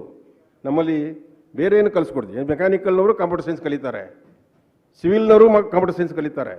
ಅದು ಕಂಪ್ಯೂಟರ್ ಸೈನ್ಸ್ ಗೊತ್ತೇ ಇಲ್ಲ ಅಂತಲ್ಲ, ಇವೆಲ್ಲ ಅವಕಾಶಗಳಿದೆ. ಅದರಿಂದ ನಿಮಗೆ ಈ ಸಭೆ ಆದಮೇಲೆ ನೀವು ಅಲ್ಲಿ ಸ್ಪೋರ್ಟ್ಸ್ ಕಾಂಪ್ಲೆಕ್ಸ್ಗೆ ಹೋದರೆ ಯಾವ್ಯಾವ ಬ್ರಾಂಚ್ನವರು ಏನೇನು ಮಾಡಿದ್ದಾರೆ, ಅವ್ರು ಏನೇನು ಕಂಡುಹಿಡಿದಿದ್ದಾರೆ, ಏನೇನು ಟ್ರೈನಿಂಗ್ ಕೊಟ್ಟಿದ್ದಾರೆ ಎಲ್ಲ ಅಲ್ಲಿ ಎಕ್ಸಿಬಿಟ್ ಮಾಡಿದ್ದೀವಿ. ಪ್ರೊಫೆಸರ್ಸ್ ಇದ್ದಾರೆ, ನೀವು ಅವ್ರ ಹತ್ರ ಮಾತಾಡ್ಬಿಟ್ಟು ಏನೇನಿದೆ, ಏನೇನು ಅವಕಾಶಗಳಿದೆ, ಏನೇನು ಪ್ಲೇಸ್ಮೆಂಟ್ ಆಗಿದೆ ಅಂತ ಹೇಳಿ. ಈಗ ನಮಗೆ ಇಬ್ಬರು ಗೆಸ್ಟು ಕಂಪ್ಯೂಟರ್ ಸೈನ್ಸ್ ಅಲ್ಲ, ಅವರೆಲ್ಲ ಎಲೆಕ್ಟ್ರಾನಿಕ್ಸು ನೋಡಿ, they have been placed in Infosys, they have placed in ಇದು ಇಂಟೆಲ್. ದೇರ್ ಆರ್ ಅವಕಾಶಗಳಿದೆ, ಇಂಥದ್ದೇ ಆಗಿರಬೇಕು ಅಂತಿಲ್ಲ. ನಾವು ನೋಡ್ತಾ ಇರ್ತೀವಿ ಪ್ಲೇಸ್ಮೆಂಟ್ ಆದಾಗ ಮೆಕ್ಯಾನಿಕಲ್ನವ್ರನ್ನ ಇನ್ಫೋಸಿಸ್ನವ್ರು, ಮೆಕ್ಯಾನಿಕಲ್ ಗ್ರಾಜ್ಯುಯೇಟ್ಸ್ನ ಇನ್ಫೋಸಿಸ್ನವ್ರು ತೊಗೊಂಡಿದ್ದಾರೆ, ಎಲೆಕ್ಟ್ರಾನಿಕ್ಸ್ನವ್ರನ್ನ ಇನ್ಫೋಸಿಸ್ ತೊಗೊಂಡಿದ್ದಾರೆ, ಇನ್ಫಾರ್ಮೇಷನ್ ಸೈನ್ಸ್ನವ್ರನ್ನ ಜಾಸ್ತಿ ಜನ ತೊಗೊಂಡಿದ್ದಾರೆ ಕಂಪ್ಯೂಟರ್ ಸೈನ್ಸ್ಗಿಂತ. ಇದೆಲ್ಲ ನಮ್ಮ ಪ್ಲೇಸ್ಮೆಂಟ್ ಡೀಟೇಲ್ಸ್ ನಿಮ್ಮಲ್ಲಿ ಹಾಕಿದ್ದಾರೆ. ಪ್ಲೇಸ್ಮೆಂಟ್ ಸೆಲ್ ಒಂದಿದೆ, ಅಲ್ಲಿ ಪ್ಲೇಸ್ಮೆಂಟ್ ಡೀಟೇಲ್ ಎಷ್ಟು ಜನಕ್ಕೆ ಎಲ್ಲೆಲ್ಲಿ ಹೇಗೆ ಕೆಲಸ ಸಿಕ್ಕಿದೆ ಅಂತ ತೋರಿಸಿದ್ದಾರೆ. ಇದೆಲ್ಲ ನೋಡ್ಕೋಬೇಕು. ನೋಡಿಕೊಂಡು ನಾವೇನು ತೀರ್ಮಾನ ತೊಗೋಬೇಕು ಅಂಥೇಳಿ ತೀರ್ಮಾನ ತೊಗೋಬೇಕು. ಏನೂ ಗೊತ್ತಿಲ್ಲ, ಯಾರೋ ಹೇಳಿದ್ರು ಈ ಕಾಲೇಜ್ ಚೆನ್ನಾಗಿದೆ, ಯಾರೋ ಹೇಳಿದ್ರು ಈ ಬ್ರಾಂಚ್ ಚೆನ್ನಾಗಿದೆ, ಅದಕ್ಕೆ ಸೇರಿಸ್ಬಿಡೋದು, ಅಲ್ಲಿಗೆ ನಮ್ಮ ಕೆಲಸ ಮುಗೀತು ಅಂಥೇಳಿ ಪೇರೆಂಟ್ಸ್ ತೀರ್ಮಾನ ಮಾಡಬಾರ್ದು. ವಿದ್ಯಾರ್ಥಿನೂ ಕೂಡ ನನಗೆ ನನ್ನ ಫ್ರೆಂಡು ತಗೊಂಡವನೇ ಈ ಬ್ರ್ಯಾಂಚು, ಅದೇ ಕಾಲೇಜು ಅದೇ ಬ್ರಾಂಚ್ ಬೇಕು ಅಷ್ಟೇ. ಯಾಕಪ್ಪ ಅಂದರೆ ನನ್ನ ಫ್ರೆಂಡ್ ತಗೊಂಡವನೇ. ಆ ರೀತಿ ತೀರ್ಮಾನ ಮಾಡಬಾರ್ದು. ಯಾಕೆಂದರೆ ಇದು ನಮ್ಮ ಮುಂದಿನ ಭವಿಷ್ಯ. ನಮಗೇನು ಬೇಕು ಬ್ರ್ಯಾಂಚು, ನಾವೇನು ಓದಬಲ್ಲೋ, ಬಟ್ ಏನೇನು ಅಪರ್ಚುನಿಟೀಸ್ ಇದೆ ಇದನ್ನೆಲ್ಲ ತಿಳ್ಕೊಳ್ಳೋಕ್ಕೆ ಮತ್ತು ಅದು ಯಾವ ರೀತಿ ಮಾಡಬೇಕು ಅಂತೇಳಿ ನೀವು ತಿಳ್ಕೊಬೇಕಾದ್ರೆ ಇವತ್ತು ಎಲ್ಲವನ್ನು ಕೂಡ ನಾವು ಎಕ್ಸಿಬಿಟ್ ಮಾಡಿದ್ದೀವಿ, ಸ್ಟಾಲ್ಗಳು ಹಾಕಿದ್ದೀವಿ ಮತ್ತು ಅಲ್ಲಿ ವಿವರವಾಗಿ ಚರ್ಚೆ ಮಾಡಲಿಕ್ಕೆ ಬಿಟ್ಟಿದ್ದೀವಿ. ಇದಕ್ಕೆಲ್ಲಂತ ಹೆಚ್ಚಾಗಿ ನಮ್ಮ ಉದಯಶಂಕರ್ ಬಂದಿದ್ದಾರಲ್ಲ, ಅವರು ನೋಡಲ್ ಆಫೀಸರು ಇದರಲ್ಲಿ CET ಅನೇಕ ಜನ. ನಮಗೊಂದು ಇನ್ಸ್ಟೆನ್ಸ್ ಹೇಳ್ತೀನಿ. ಪಾಪ ಅವನು ಅಡ್ಮಿಷನ್ ತೊಗೊಂಡ್ಬಿಟ್ಟಿದ್ದಾನೆ, CET ಸೆಲೆಕ್ಷನ್ ಆಗಿದೆ, ಆಮೇಲೆ ಕೂತ್ಕೊಂಡು ಎಂಟ್ರಿ ಮಾಡೋನೆ. ಸೇರ್ಕೊಂಡು ಸುಮ್ಮನಿರ್ಬೇಕು ತಾನೆ, ಕೂತ್ಕೊಂಡು ಎಂಟ್ರಿ ಮಾಡ್ದವನು. ಡೆಂಟಲ್ ಕಾಲೇಜ್ಗೆ ಹೊಟ್ಟೋಯ್ತು ಒಂದು ಸೀಟು, ಹೋಗಲಿಲ್ಲ ಅವನು ಡೆಂಟಲ್ ಕಾಲೇಜ್ಗೆ. ಡೆಂಟಲ್ ಕಾಲೇಜಲ್ಲಿ ಲ್ಯಾಬ್ಸ್ ಆಗೋಯ್ತು. ನಮ್ಮ ಹತ್ರ ಲಿಸ್ಟಲ್ಲಿ ಇಲ್ಲ ಅವನ ಹೆಸರು. ನಾವೇನು ಮಾಡೋದು, ಅವ್ನು ಲಿಸ್ಟ್ ಕಳಿಸಿದ್ರೆ CET ಅವ್ರು ಅಪ್ರೂವ್ ಮಾಡಲ್ಲ. ಆ ಥರ ಫುಲಿಶ್ ಕೆಲಸನೂ ಮಾಡಿದ್ದಾನೆ ಒಬ್ಬ ಹುಡುಗ. ಅದರಿಂದ ನಾವು ಭಾಳ ಹುಷಾರಾಗಿರಬೇಕು. ಯಾವುದನ್ನು ಎಂಟ್ರಿ ಮಾಡಬೇಕು, ಯಾವುದನ್ನು ಎಂಟ್ರಿ ಮಾಡಬಾರ್ದು. ಎಂಟ್ರಿ ಮಾಡಿದ್ಮೇಲೆ ಆಪ್ಷನ್ ಏನು ತೊಗೋಬೇಕು, ಆಪ್ಷನ್ ತೊಗೊಂಡ್ಮೇಲೆ ಅಡ್ಮಿಷನ್ ಆದಮೇಲೆ ಸುಮ್ಮನಿರಬೇಕು, ಮುಂದಕ್ಕೆ ಹೋಗಬಾರ್ದು. ಇದರಲ್ಲಿ ಅಡ್ಮಿಷನ್ ಆಗಬಾರ್ದು. ಆಪ್ಷನ್ ಓಪನ್ ಇಟ್ಕೊಂಡು ಫರ್ದರ್ ಟ್ರೈ ಮಾಡಬೇಕು. ಎಲ್ಲ ವಿಚಾರಗಳನ್ನ ತಿಳ್ಕೊಳ್ಳದೇ ಇದ್ದರೆ ನಮಗೆ ಭಾಳಷ್ಟು ಬ್ಲಂಡರ್ಸ್ ಮಾಡಿಬಿಡ್ತೀವಿ. ಆ ವಿಚಾರ ಎಲ್ಲ ತಿಳ್ಕೊಳ್ಳೋಕ್ಕೆ ನೀವೆಲ್ಲ ಕ್ವೈರೀಸ್ ಮಾಡ್ಬೋದು. ಪೇರೆಂಟ್ಸು ಮತ್ತು ಸ್ಟೂಡೆಂಟ್ಸು ಏನೇನು ಮಾಡ್ಬೋದು, ಏನು ಮಾಡಬಾರ್ದು ಅಂಥೇಳಿ ಉದಯಶಂಕರ್ ಅವ್ರು ಕೇಳಿದ್ರೆ ಉದಯಶಂಕರ್ ಅವ್ರು ನಿಮ್ಗೆ ಹೇಳ್ತಾರೆ, ಇಂತಿದ್ದಾಗೆ ಮಾಡಬೇಕು, ಇದು ಮಾಡಿದ್ರೆ ನಿಮ್ಗೆ ಇದು ಅನುಕೂಲ. ಆಪ್ಷನ್ 1 ಎಂಟ್ರಿ ಯಾಕೆ ಮಾಡಬೇಕು, ಆಪ್ಷನ್ 2 ಎಂಟ್ರಿ ಯಾಕೆ ಮಾಡಬೇಕು, ಆಪ್ಷನ್ 3 ಎಂಟ್ರಿ ಯಾಕೆ ಮಾಡಬೇಕು, ಆ ಡೀಟೇಲ್ಸ್ ಎಲ್ಲ ಹೇಳ್ತಾರೆ. ಅದೆಲ್ಲ ನೀವು any doubts get it clear yourself so that you will be taking a wise decision. ಇವತ್ತು ನಿಮಗೆ ಈ ವಿವರಗಳೆಲ್ಲ ಕೊಡೋದಕ್ಕೇ ನಿಮಗೆ ಕರೆದಿರೋದು. ನೀವೆಲ್ಲರನ್ನೂ ಮೀಟ್ ಮಾಡ್ಬೋದು, ಇಲ್ಲಿ ಪ್ಲೇಸ್ಮೆಂಟ್ ಹೇಗಿದೆ ಅಂತ ತಿಳ್ಕೊಬೋದು. ಆಯಾ ಸಂಬಂಧಪಟ್ಟಂಥ ಹೆಡ್ ಆಫ್ ದಿ ಡಿಪಾರ್ಟ್ಮೆಂಟು, ಆಯಾ ಬ್ರಾಂಚಿನ ಡೀನ್ಸು ಅವರೆಲ್ಲರೂ ಇದ್ದಾರೆ, ಮತ್ತು ರಿಸರ್ಚ್ ಆ್ಯಂಡ್ R&D ಡಿಪಾರ್ಟ್ಮೆಂಟ್ ಅವರು ಇದ್ದಾರೆ. ಅಲ್ಲಿ ಏನೇನು ನಡೆದಿದೆ, ಏನೇನು ಪ್ಲೇಸ್ಮೆಂಟ್ ಆಗಿದೆ, ಯಾರಿಗೆ ಎಷ್ಟೆಷ್ಟು ಸಂಬಳ ಬಂದಿದೆ, ಹೈಯೆಸ್ಟ್ ಪ್ಯಾಕೇಜ್ ಯಾರು ಕೊಟ್ಟಿದ್ದಾರೆ, ಎಷ್ಟು ಲಕ್ಷ ಕೊಟ್ಟಿದ್ದಾರೆ, ಇವೆಲ್ಲ ತಿಳ್ಕೊಳ್ಳೋಕ್ಕೆ ಇವತ್ತು ಓಪನ್ ಡೇ ಇದೆ. ಓಪನ್ ಡೇನಲ್ಲಿ ಮುಕ್ತ ದಿನ ಅಂತ, ಓಪನ್ ಡೇ ಅಂದರೆ ಮುಕ್ತ ದಿನ ಅಂತ, ಮುಕ್ತವಾಗಿ ಎಲ್ಲವನ್ನು ಕೂಡ ಚರ್ಚೆ ಮಾಡಲಿಕ್ಕೆ ತಾವು ಈ ಒಂದು ಅವಕಾಶವನ್ನು ಬಳಸ್ಕೊಳ್ಬೇಕು ಅಂತ ಹೇಳಿ ನನ್ನ ಮಾತು ಮುಗಿಸ್ತೇನೆ. ನಮಸ್ಕಾರ.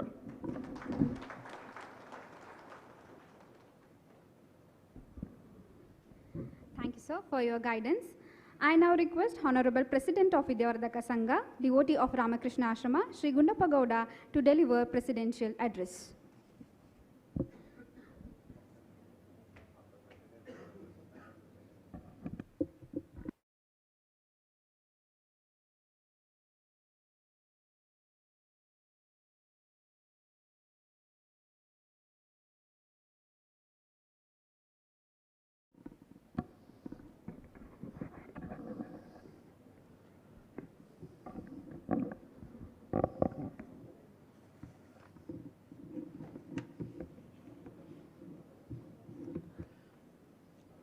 ಎಲ್ರಿಗೂ ನಮಸ್ಕಾರ.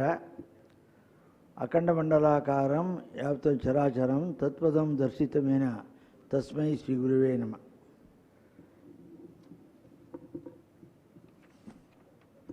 ಈ ದಿನದ ಮುಖ್ಯ ಅತಿಥಿಗಳಾದ ಕೆ ಎಸ್ ಸುಂದರ್ ಅವರೇ, ರವೀಂದ್ರ ವೆಂಕಟೇಶ್ ಅವರೇ, ಶ್ರೀ ಉದಯಶಂಕರ್ ಅವರೇ, ಸಂಸ್ಥೆಯ ಕಾರ್ಯಗಳಂತ ಶ್ರೀ ಪಿ ವಿಶ್ವನಾಥ್ ಅವರೇ, ಕೋಶಾಧ್ಯಕ್ಷರಾದ ಶ್ರೀ ರಾಮಣ್ಣವರೇ, ಪ್ರಾಚಾರ್ಯರಾದ ಡಾಕ್ಟರ್ ಸದಾಶಿವಗೌಡ್ರೆ, ಸಂಸ್ಥೆಯ ಎಲ್ಲ ವಿಭಾಗದ ಮುಖ್ಯಸ್ಥರೇ, ಮಹಾಮುಖ್ಯಸ್ಥರೇ, ಅಣ್ಣ ತಮ್ಮಂದಿರೇ, ಅಕ್ಕ ತಂಗಿಯರೇ,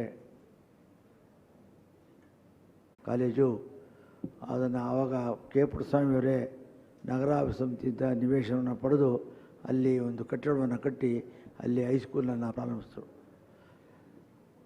1997ರಲ್ಲಿ ನಾವು ಈ ಇಂಜಿನಿಯರಿಂಗ್ ಕಾಲೇಜನ್ನು ಪಿ ಎಂ ಚಿಕ್ಕವರಿನವರ ಸಾರಥ್ಯದಲ್ಲಿ ನಾವು ಇಂಜಿನಿಯರಿಂಗ್ ಕಾಲೇಜನ್ನು ಪ್ರಾರಂಭಿಸಿದ್ದು. ಶ್ರೀ ಕೆ ಪುಟ್ಟಸ್ವಾಮಿಯವರೇ 1974ರಲ್ಲಿ ಈ ಒಂದು ಪ್ರದೇಶವನ್ನು ಸರ್ಕಾರದಿಂದ ಪಡೆದು ಇಲ್ಲಿ ಒಂದು ತಾಂತ್ರಿಕ ಕಾಲೇಜ್ ಮಾಡಬೇಕು ಅಂತ ಅವರು ಅಭಿಲಾಷೆ ಇಟ್ಕೊಂಡಿದ್ದರು. ಆದರೆ ನಾವು 1997ರಲ್ಲಿ ಇಂಜಿನಿಯರಿಂಗ್ ಕಾಲೇಜನ್ನು ಪ್ರಾರಂಭಿಸಿ ಕಾಲೇಜು ಪ್ರಾರಂಭ ಮಾಡಿದಾಗ ಕೇವಲ 4 ಕೋರ್ಸ್ ಮಾತ್ರ. ಈಗ 7 ಕೋರ್ಸನ್ನು ನಾವು ಸಂಸ್ಥೆ ಕಡೆಯಲ್ಲಿ ನಡೀತಾ ಇದೆ. ಎಲ್ಲ ಕೋರ್ಸೂ ಭಾಳ ಯಶಸ್ವಿಯಾಗಿ ನಡೀತಾ ಇದೆ. ನಮ್ಮ ಪ್ರಾರಂಭದಲ್ಲಿ ಪ್ರಾಚಾರ್ಯರಾಗಿ ಯಾರೂ ಡಾಕ್ಟ್ರೇಟ್ ಇರಲಿಲ್ಲ. ಈಗ ಸುಮಾರು 100 ಜನ ಡಾಕ್ಟ್ರೇಟ್ ಆಗಿರ್ತಕ್ಕಂಥ ಇದ್ದಾರೆ ಮತ್ತು ಸೀನಿಯರ್ ಆಗಿರ್ತಕ್ಕಂಥ ಉಪನ್ಯಾಸಕರು ಇದ್ದಾರೆ.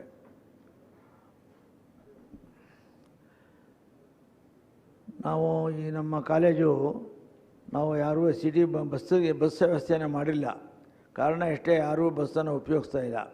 ಹೊರಗಡೆಯಿಂದ ತಾಲೂಕು ಹೆಡ್ ಕ್ವಾರ್ಟ್ರಿಂದ ಹುಣಸೂರು, ಪಿರಿಯಾಪಟ್ಟಣ, ಕೆ ಆರ್ ನಗರ, ಚಾಮರಾಜನಗರ ಮತ್ತು ಬೇರೆ ಬೇರೆ ಬರ್ತಕ್ಕಂಥ ವಿದ್ಯಾರ್ಥಿಗಳು ರೂರಲ್ ಬಸ್ ಸ್ಟ್ಯಾಂಡಿಂದ ನಮ್ಮ ಕಾಲೇಜಿಗೆ ಬರಬೇಕಾದ್ರೆ ಲೇಟಾಗಿ ಬರ್ತಿದ್ರು. ನಾವು ಬೆಳಿಗ್ಗೆ 8:30 ಗಂಟೆ ಕಾಲೇಜ್ ಇದ್ದರೆ ಬಸ್ ಸಿಗ್ನಿಲ್ಲ ಅಂತ ಹೇಳ್ತಾಯಿದ್ರು. ಅದರಿಂದ ನಾವೇನು ಮಾಡಿದ್ದೀವಿ, ಸುಮಾರು 7 ಬಸ್ಸನ್ನು ನಾವು ಕಾಲೇಜಿಂದ ಮಾಡಿ ಪ್ರತಿನಿತ್ಯ ನಾವು ಸಿಟಿ ಬಸ್ ಸ್ಟ್ಯಾಂಡ್, ಇದು ರೂರಲ್ ಬಸ್ ಸ್ಟ್ಯಾಂಡಿಂದ ನಾವು ವಿದ್ಯಾರ್ಥಿಗಳನ್ನು ಅಲ್ಲಿಂದ ಪಿಕಪ್ ಮಾಡ್ತಾಯಿದ್ದೀವಿ. ಪುನಃ ಅವರನ್ನು ಕರ್ಕೊಂಡು ಹೋಗ್ಬಿಟ್ಟದೇ ಬಸ್ ಸ್ಟ್ಯಾಂಡಲ್ಲೇ ಅವರನ್ನು ಬಿಡ್ತಾಯಿದ್ವಿ. ಅವ್ರದ್ದು ಯಾವುದೇ ಚಾರ್ಜನ್ನು ನಾವು ಮಾಡ್ತಾಯಿಲ್ಲ. ಅದೇ ರೀತಿ ನಾವು ಕೆ ಪುಟ್ಟಸ್ವಾಮಿಯವರು ಈ ಒಂದು ಸಂಸ್ಥೆಯನ್ನು ಮಾಡಿದಾಗ ಮಂಡಿ ಮತ್ತು ಲಸ್ಕರ್ ಮೊಹಲ್ಲದಲ್ಲಿ ಭಾಳ ಹಿಂದುಳಿದಂಥ ಜನ ಇದ್ದರು. ಅವ್ರಿಗೆಲ್ರಿಗೂ ಏನಾದ್ರು ಆರ್ಥಿಕವಾಗಿ ಹಿಂದುಳಿದವ್ರಿಗೆ ಸಹಾಯ ಮಾಡಬೇಕು ಅಂತಕ್ಕಂಥ ಮನೋಭಾವನೆಯಿಂದ ಅವರು ಇಟ್ಕೊಂಡಿದ್ರು. ಅದೇ ರೀತಿ ನಾವು ಇಂಜಿನಿಯರಿಂಗ್ ಕಾಲೇಜಲ್ಲೇ ಸುಮಾರು 60 ಲಕ್ಷ ರೂಪಾಯಿಯನ್ನು ಯಾರಾದರೂ ವಿದ್ಯಾರ್ಥಿಗಳು, ಬಡ ವಿದ್ಯಾರ್ಥಿಗಳು ಅವ್ರಿಗೆ ಬಂದಾಗ ಅವ್ರಿಗೆ ಸ್ಕಾಲರ್ಶಿಪ್ಪನ್ನು ಕೊಡಬೇಕು ಅಂತೇಳಿ ಸುಮಾರು 60 ಲಕ್ಷ ರೂಪಾಯಿನ ನಾವು ಕೊಡ್ತಾಯಿದ್ದೀವಿ. ಒಂದು ಉದಾಹರಣೆಯನ್ನು ನಿಮ್ಗೆ ಹೇಳಬೇಕಾದ್ರೆ, ಒಂದು ವಿದ್ಯಾರ್ಥಿನಿ ಬೆಳಿಗ್ಗೆ ಬಂದು ಅಡ್ಮಿಷನ್ ಆಗಿದ್ದಾಳೆ. ಆ ವಿದ್ಯಾರ್ಥಿ ಹೊರಗಡೆ ಬಂದಿರ್ತಕ್ಕಂಥವಳು, ಅವಳಿಗೆ ಉಳ್ಕೊಳ್ಳಿಕ್ಕೆ ಏನು ಸ್ಥಳ ಇಲ್ಲ. ಅವರು ಬೆಳಿಗ್ಗೆ ಆದಮೇಲೆ ಪ್ರಾಚಾರ್ಯರ ಆಫೀಸ್ ಮುಂದುಗಡೆ ಸುಮ್ಮನೆ ನಿಂತಿದ್ದು. ಆಮೇಲೆ ಅಲ್ಲಿ ಅಟೆಂಡ್ ಹೋಗ್ಬಿಟ್ಟಿದ್ದಾನೆ, ಸರ್ ಒಂದು ವಿದ್ಯಾರ್ಥಿ ಮಧ್ಯಾಹ್ನದಿಂದ ಅಲ್ಲೇ ನಿಂತಿದ್ದಾಳೆ, ಅಂತ ಒಳಗಡೆ ಕೇಳಿದ್ರೆ, ಸರ್ ನನಗೆ ಉಳ್ಕೊಳ್ಳಿಕ್ಕೆ ಎಲ್ಲೂ ಸ್ಥಳ ಇಲ್ಲ, ನಾನು ಮನೆಗೆ ಹೋಗ್ಬೇಕಂದ್ರೆ ನಾನು ದುಡ್ಡು ತಂದಿಲ್ಲ, ನಾನು ಏನು ಮಾಡಲಿ ಅಂತ ಪ್ರಾಚಾರ್ಯರು ಕೇಳಿದ್ರು. ಆಗ ಪ್ರಾಚಾರ್ಯರು ನನ್ನ ಹತ್ರ ಹೇಳಿದ್ಮೇಲೆ ಆ ವಿದ್ಯಾರ್ಥಿನ ನಾವು ನಮ್ಮ ಹಾಸ್ಟ್ಲಲ್ಲೇ ಸುಮಾರು 4 ವರ್ಷ ಕಾಲ 1 ಪೈಸಾನೂ ಅವಳ ಹತ್ರ ತಗೊಂಡಿಲ್ಲ. ಆ ರೀತಿ ಯಾರಾದರೂ ಈ ಸೀಟಿಂದ ಇದು ಬಡ ವಿದ್ಯಾರ್ಥಿಗಳು ಭಾಳ ಜನಕ್ಕೆ ಸೀಟ್ ಸಿಕ್ಬಿಡ್ತದೆ, ಅವ್ರಿಗೆ ಓದಕ್ಕೆ ಆಸೆ ಇರ್ತದೆ, ಮನೇಲಿ ಆರ್ಥಿಕವಾಗಿ ತೊಂದರೆ ಇರ್ತದೆ. ಒಬ್ಬ ವಿದ್ಯಾರ್ಥಿ ಅವನು ಪ್ರಾರಂಭದಲ್ಲಿ 9,000 ರೂಪಾಯಿ ಇತ್ತು ಬರೀ ಸಿ ಟಿ ರೇಟು, ಅವನ ಹತ್ರ ತಂದಿರದೆ ಕೇವಲ 2,500 3,000 ರೂಪಾಯಿ ಇತ್ತು. ಬೆಳಿಗ್ಗೆಯಿಂದ ಮಧ್ಯಾಹ್ನ ಗಂಟೆ ಇದ್ದಾನೆ ಸರ್ ಅಂತ ಇರೋದೇ 3,000 ಅಂದರು. ಅಲ್ಲಿ ಕಾನೂನು ಪ್ರಕಾರ 9,000 ರೂಪಾಯಿ ಬೇಕು. ಆಮೇಲೆ ನಾವು ಸಂಜೆ ಗೊತ್ತಾದ ಮೇಲೆ ನಾವು ಒಬ್ರಿಗೆ ಹೇಳ್ದೋ, ಸುಮಾರು ಅವನಿಗೆ ಅವ್ನಿಗೆ ಬೇರೆ ಕಾಲು ಬೇರೆ ಅಷ್ಟು ಚೆನ್ನಾಗಿರಲಿಲ್ಲ.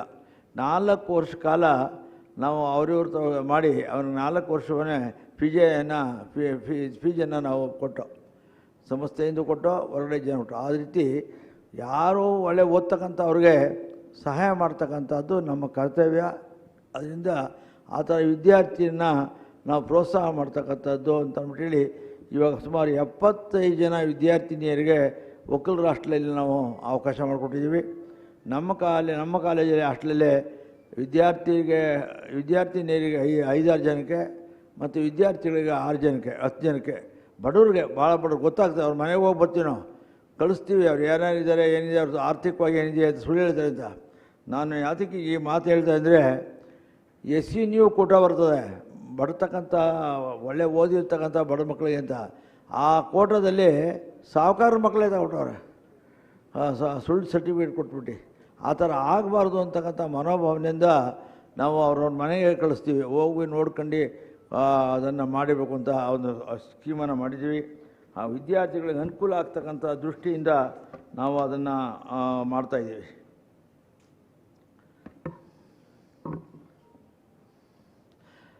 ನಮ್ಮದು ಕಾಲೇಜು ಮೈಸೂರು ನಗರದ ಮಧ್ಯಭಾಗದಲ್ಲಿ ಇರೋದ್ರಿಂದ ಸ್ವಲ್ಪ ಒತ್ತಡನೂ ಜಾಸ್ತಿ ಇರ್ತದೆ. ಹೋದ ಸಾರಿ ಏನಾಗ್ತು, 90-95% ಇರ್ತಕ್ಕಂಥವ್ರಿಗೆ ಸೀಟ್ ಸಿಕ್ಬಿಡ್ತದೆ ಅಂತ ಅಂದ್ಬಿಟ್ಟಿದ್ರೆ ಅವರು ಬರಲಿಲ್ಲ. ಕೊನೆಗಳಿಗಲ್ಲಿ ಸೀಟ್ ಕೊಡಿ ಅಂತ ಬರ್ತಾರೆ, ಆವಾಗ ನಮ್ಮ ಎಲ್ಲ ಸೀಟ್ ಮುಗಿದೋಗಿರ್ತದೆ.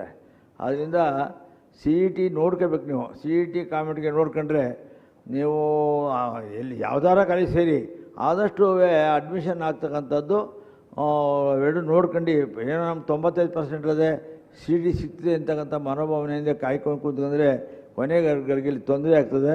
ಆ ಥರ ನಮಗೆ ಹೋದ ಸಾರಿ ಭಾಳ ಕಷ್ಟ ಆಗ್ತದೆ. ಯಾಕೆಂದರೆ ಸೀಟ್ ಬರ್ತಾರೆ, ಯಾರ್ಯಾರ ಕೈಲೋ ಮಂತ್ರಿ ಕೈಲೋ MLA ಕೈಲೋ ಹೇಳ್ತಾರೆ, ನಮ್ಮ ಸೀಟ್ ಇರಿಕಿಲ್ಲ. ಆವಾಗ ಆ ಒಂದು ಪರಿಸ್ಥಿತಿ ಹೋದ ಸಾರಿ ನಾವು ಕಷ್ಟಪಟ್ಟಿದ್ದೀವಿ. ನಾವು ಅದರಿಂದ 80-85% ಬಂದಿರ್ತಕ್ಕಂಥವರು ಕಾಮೆಂಟ್ಗೆ ಬಂದುಬಿಟ್ರೆ ಸಿ ಇ ಟಿ ಸಿಗೋದು ಕಷ್ಟ ಆಗ್ತದೆ. ಅದನ್ನು ನೋಡಿ ನೀವು ತೀರ್ಮಾನವನ್ನು ಯಾವುದೇ ಕಾಲೇಜಲ್ಲಿ ಸೇರ್ಕೊಂಡ್ರು ಆ ತೀರ್ಮಾನವನ್ನು ನೀವು ತಗೋಬೇಕಾಗ್ತದೆ. ಲೈಬ್ರರಿಲಿ ಹೋಗಿ ನೋಡಿ, ಲೈಬ್ರರಿ ಭಾಳ ಚೆನ್ನಾಗಿದೆ ನಮ್ಮದು. ಲೈಬ್ರರಿಲಿ ಇನ್ನೊಂದು ಮಾಡಿದ್ದೀವಿ, ಭಾಳ ಬಡತನದಲ್ಲಿ ಇರ್ತಕ್ಕಂಥವ್ರಿಗೆ ಪುಸ್ತಕ ಏನು ಕೊಡ್ತೀವಿ ಅದೇ ರೀತಿ ಲ್ಯಾಪ್ಟಾಪು ಕೊಡ್ತಿದ್ದೀವಿ. ಅವರು ಆ ಲ್ಯಾಪ್ಟಾಪನ್ನು 1 ತಿಂಗಳು 15 ದಿವಸ ಮಡಿಕೊಂಡು ಪುನಃ ಅವರು ವಾಪಸ್ ತಂದು ಪುಸ್ತಕ ಕೊಟ್ಟು ಏನು ಕೊಡ್ಬೋದು, ಪುನಃ ಅವ್ರು ತಗೋಬೋದು. ಅಲ್ಲೇ ಕೊಟ್ಬಿಟ್ಟಿರಲಿಲ್ಲ, ಒಂದು ವಾರ ಬಿಟ್ಟು ಇನ್ನೊಂದು ತಗೋಬೋದು. ಆ ಒಂದು ಸೌಲಭ್ಯವನ್ನು ಸಹ ವಿದ್ಯಾರ್ಥಿಗಳಿಗೆ ಒದಗಿಸ್ಕೊಟ್ಟಿದ್ದೀವಿ. ನಾವು ನಿಮ್ಗೆ ಹೇಳ್ತಕ್ಕಂಥದ್ದು ಇವತ್ತು ಈ ಮಾಹಿತಿ ಕೊಡಬೇಕು ಅಂತಲೇ ಇವತ್ತು ಪ್ರತಿ ವರ್ಷವೇ ನಾವು ಕಾಲೇಜಿಂದ ಒಂದೊಂದು ಎಲ್ರಿಗೂ ತಲುಪಬೇಕು ಅಂತಕ್ಕಂಥ ಮನೋಭಾವನೆಯಿಂದ, ಮತ್ತು ಸಿ ಇ ಟಿಲೂ ಅಷ್ಟೇ ಯಾವ ರೀತಿ ಹೊಸರಿ ಒಬ್ಬರಿಗೆ ಅವರು ಸಿ ಇ ಟಿಲಿ ಅವರು ಉದ್ದೇಶ ಎಂದು ಅಲ್ಲಿ ಸಿ ಇ ಟಿಗೆ ಅಪ್ಲೈ ಮಾಡಿರೋ ಒಂದು ಆ ರೀತಿಯಾಗಿ ಕ್ಯಾನ್ಸಲೇ ಆಗೋಯ್ತು. ಆ ವಿದ್ಯಾರ್ಥಿಗೆ ಸೀಟೇ ಸಿಗಲಿಲ್ಲ. ಆ ಥರ ಆಗಬಾರ್ದು. ನೀವು ಮಾಡುವಾಗ ಸ್ವಲ್ಪ ಗೊತ್ತಿರೋರ ಜೊತೆಲಿ ಯಾರಿಗಾರ ಗೊತ್ತಿರೋ ಜೊತೆಲಿ ತಾವು ಅದನ್ನು ಅದಕ್ಕೋಸ್ಕರನೇ ಇವತ್ತು ನಮ್ಮ ಇವರು ಬಂದಿದ್ದಾರೆ ಉದಯಶಂಕರ್ ಅವ್ರ ಜೊತೆಲಿ ತಾವು ಯಾವುದಾದ್ರು ತಮಗೆ ಗೊತ್ತಿದ್ದದನ್ನು ಕೇಳಿದ್ರೆ ಅವ್ರು ಹೇಳ್ತಾರೆ. ಅದರಿಂದ ಈ ಸನ್ನಿವೇಶದಲ್ಲಿ ನಾನು ತಮ್ಮಲ್ಲಿ ಕೊಡ್ಕೊಳ್ತಾ ಅಷ್ಟೇ. ನೀವೆಲ್ರಿಗೂ ಮುಂದೆ ಓದ್ತಕ್ಕಂಥವ್ರಿಗೆ ಒಳ್ಳೆಯದಾಗಲಿ.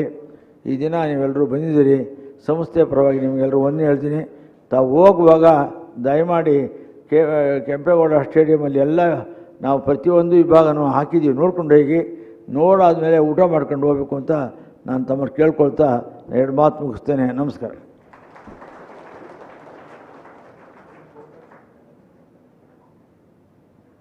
Thank you, sir. As we come to the inaugural ceremony, there will be panel discussion after this and the demonstration of KA replica website. I request all of you to kindly be seated. I now invite Miss Sushma Essa, Assistant Professor from EEE Department, to propose vote of thanks.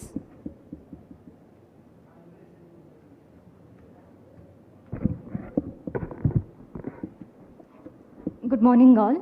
I take this privilege to propose vote of thanks on this occasion. Firstly, I would like to thank our chief guest for lending their time to grace this occasion. We have with us Mr. Sundar KS, Associate Vice President, Infosys Limited, Mysuru. Thank you, sir, for gracing this occasion. We have Mr. Ravindra Venkatesh, SOC, Design Engineer, Intel Corporation, Bengaluru. Thank you, sir, for sharing your expertise with us. We have Mr. Uday Shankar, Nodal Officer, CET Cell, Government of Karnataka. Thank you, sir, for joining us today and adding value to this occasion. My profound gratitude to Honorable President of Vidyavardhaka Sangha, Shri Gundappa Gowda, whose visionary leadership has steered our institution towards excellence. Thank you, sir. I thank Honorable Secretary, Engineer, Shri P. Vishwanath for his continuous support towards the growth of our institution. Thank you, sir. I also thank Honorable Treasurer, Shri Shaila Ramannavar, for gracing this occasion. Thank you, sir. I take this opportunity to express our sincere thanks to our beloved principal, Dr. B. Sadashiva Gowda, a dynamic leader whose passion for education and tireless commitment to the holistic development of our students have made a profound impact on countless lives. Thank you, sir. I also thank all the deans, the heads of various departments. Your efforts are the backbone of our institution's success. I thank all the students and parents for gracing this occasion. Your presence added immense value to our today's events. I also thank all our faculty and student coordinators for their tireless efforts in organizing this event seamlessly. Special thanks to all the non-teaching staffs of VVCE whose hard work behind the scenes ensures the smooth functioning of our institution. I express our gratitude to the members of the press and media for their coverage of this event, helping us showcase the excellence of our institution to a wider audience. Thank you all. Thank you, Sushma. Now, we are proud to announce and showcase a website designed by Professor Alfred Vivek D'Souza, Assistant Professor from Department of ECE. This website is exact replica of KA option entry website. I hope it helps you all in entering the option for upcoming seat entry. Over to Mr. Alfred Vivek D'Souza.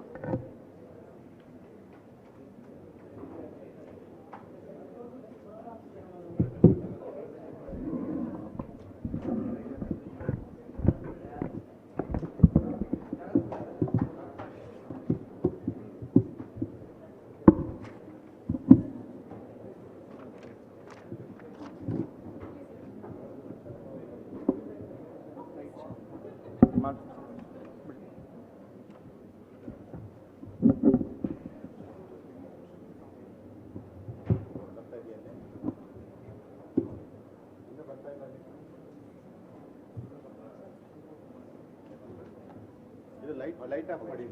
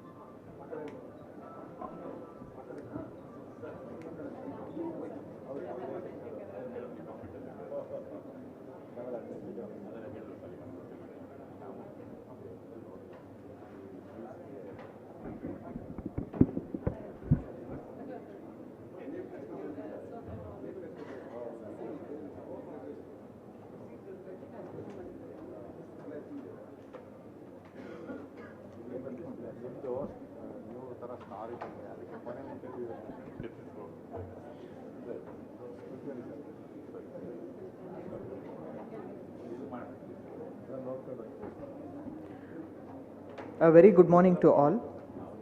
I am Alfred Vivek D'Souza, working as Assistant Professor in the Department of Electronics and Communication Engineering. Today, I will demonstrate how to enter the choice of courses and colleges using a simulator that is developed in our own institution. This simulator is developed on the basis of how the interface looked during CET 2023, that is last year. There is a possibility of slight change in the interface this year with some enhancements. More or less, it should be the same. Whatever I demonstrate now, I show now, you can try it. You can do a mock option entry also later in the sports complex. The process of CET option entry starts after the document verification step. Once you get all your documents verified, that is document verification step aadmele, you will receive something known as document verification acknowledgement slip. So ee riti ಒಂದು document verification acknowledgement slip ಅನ್ನು ನಿಮಗೆ ಕೊಡ್ತಾರೆ. ಈ slip ಅಲ್ಲಿ it will contain the ranking that you have scored and to which courses you are eligible, what are the documents you have submitted, everything will be given to you in this slip. Adar jotege, there is one more piece of information that will be available in this slip that you have to use for option entry. I will zoom it. So this is that piece of information. E document verification slip alli you will get to know your CET number, the application number and secret key. You will have to keep this confidential. ಇದನ್ನ ಈ ಮೂರು ಇನ್ಫಾರ್ಮೇಷನ್ನ ಯಾರ ಜೊತೆನೂ share ಮಾಡಕೂಡ್ದು. ಈ ಮೂರು ಇನ್ಫಾರ್ಮೇಷನ್ನ ಇಟ್ಕೊಂಡು ನೀವು you can log in to the CET option entry portal and then you will be able to give your option. So ಇದನ್ನು ಕೇರ್ಫುಲ್ಲಾಗಿ ಇಟ್ಕೊಳ್ಳಿ. CET ಆಪ್ಷನ್ ಎಂಟ್ರಿ ಪೋರ್ಟಲ್ ಹೆಚ್ಚು ಕಮ್ಮಿ ಈ ರೀತಿ ಕಾಣುತ್ತೆ. ನಾವು ಆದಷ್ಟು ಅದು ಒರಿಜಿನಲ್ ಆಗಿ ಯಾವ ಥರ ಕಾಣುತ್ತೆ ಅದೇ ಥರ ಮಾಡಬೇಕು ಅಂತ ಅಂದ್ಕೊಂಡು ಮಾಡಿದ್ದೀವಿ. ಸ್ಲೈಟ್ ಚೇಂಜಸ್ ಇರ್ಬೋದು. ಸೊ ಫಸ್ಟ್ ಸ್ಟೆಪ್ಪಲ್ಲಿ it will ask for CET number. CET ನಂಬರ್ನ ಕೇಳುತ್ತೆ. ಈ CET ನಂಬರ್ ನಿಮಗೆ ಡಾಕ್ಯುಮೆಂಟ್ ವೆರಿಫಿಕೇಷನ್ ಸ್ಲಿಪ್ ಈಗ ತಾನೇ ತೋರಿಸಿದ್ನಲ್ಲ ಇದರಿಂದ ನಿಮಗೆ ಸಿಗುತ್ತೆ CET number. So this is your CET number. So ನಿಮಗೆ ಕೊಟ್ಟಿರೋ ಸ್ಲಿಪ್ಪಿಂದ CET ನಂಬರ್ ಗೊತ್ತಾಗುತ್ತೆ. I will just enter the CET number here. ನಂತರ ಕೊಟ್ಟಿರೋ ಕ್ಯಾಪ್ಚಾನ ಎಂಟರ್ ಮಾಡಿ. ಇದು ಓದಕ್ಕಾಗಲಿಲ್ಲ ಅಂತಂದರೆ ನೀವು ಹೊಸ ಕ್ಯಾಪ್ಚಾನ ಕೂಡ ಪಡ್ಕೋಬೋದು. Just refresh this, you will get a new captcha. So ನಿಮಗೆ ಸರಿಯಾಗಿ ಕಾಣೋ ಕ್ಯಾಪ್ಚಾ ಬರೋ ತನಕ ನೀವು ರಿಫ್ರೆಶ್ ಮಾಡ್ಬೋದು. Then enter the captcha.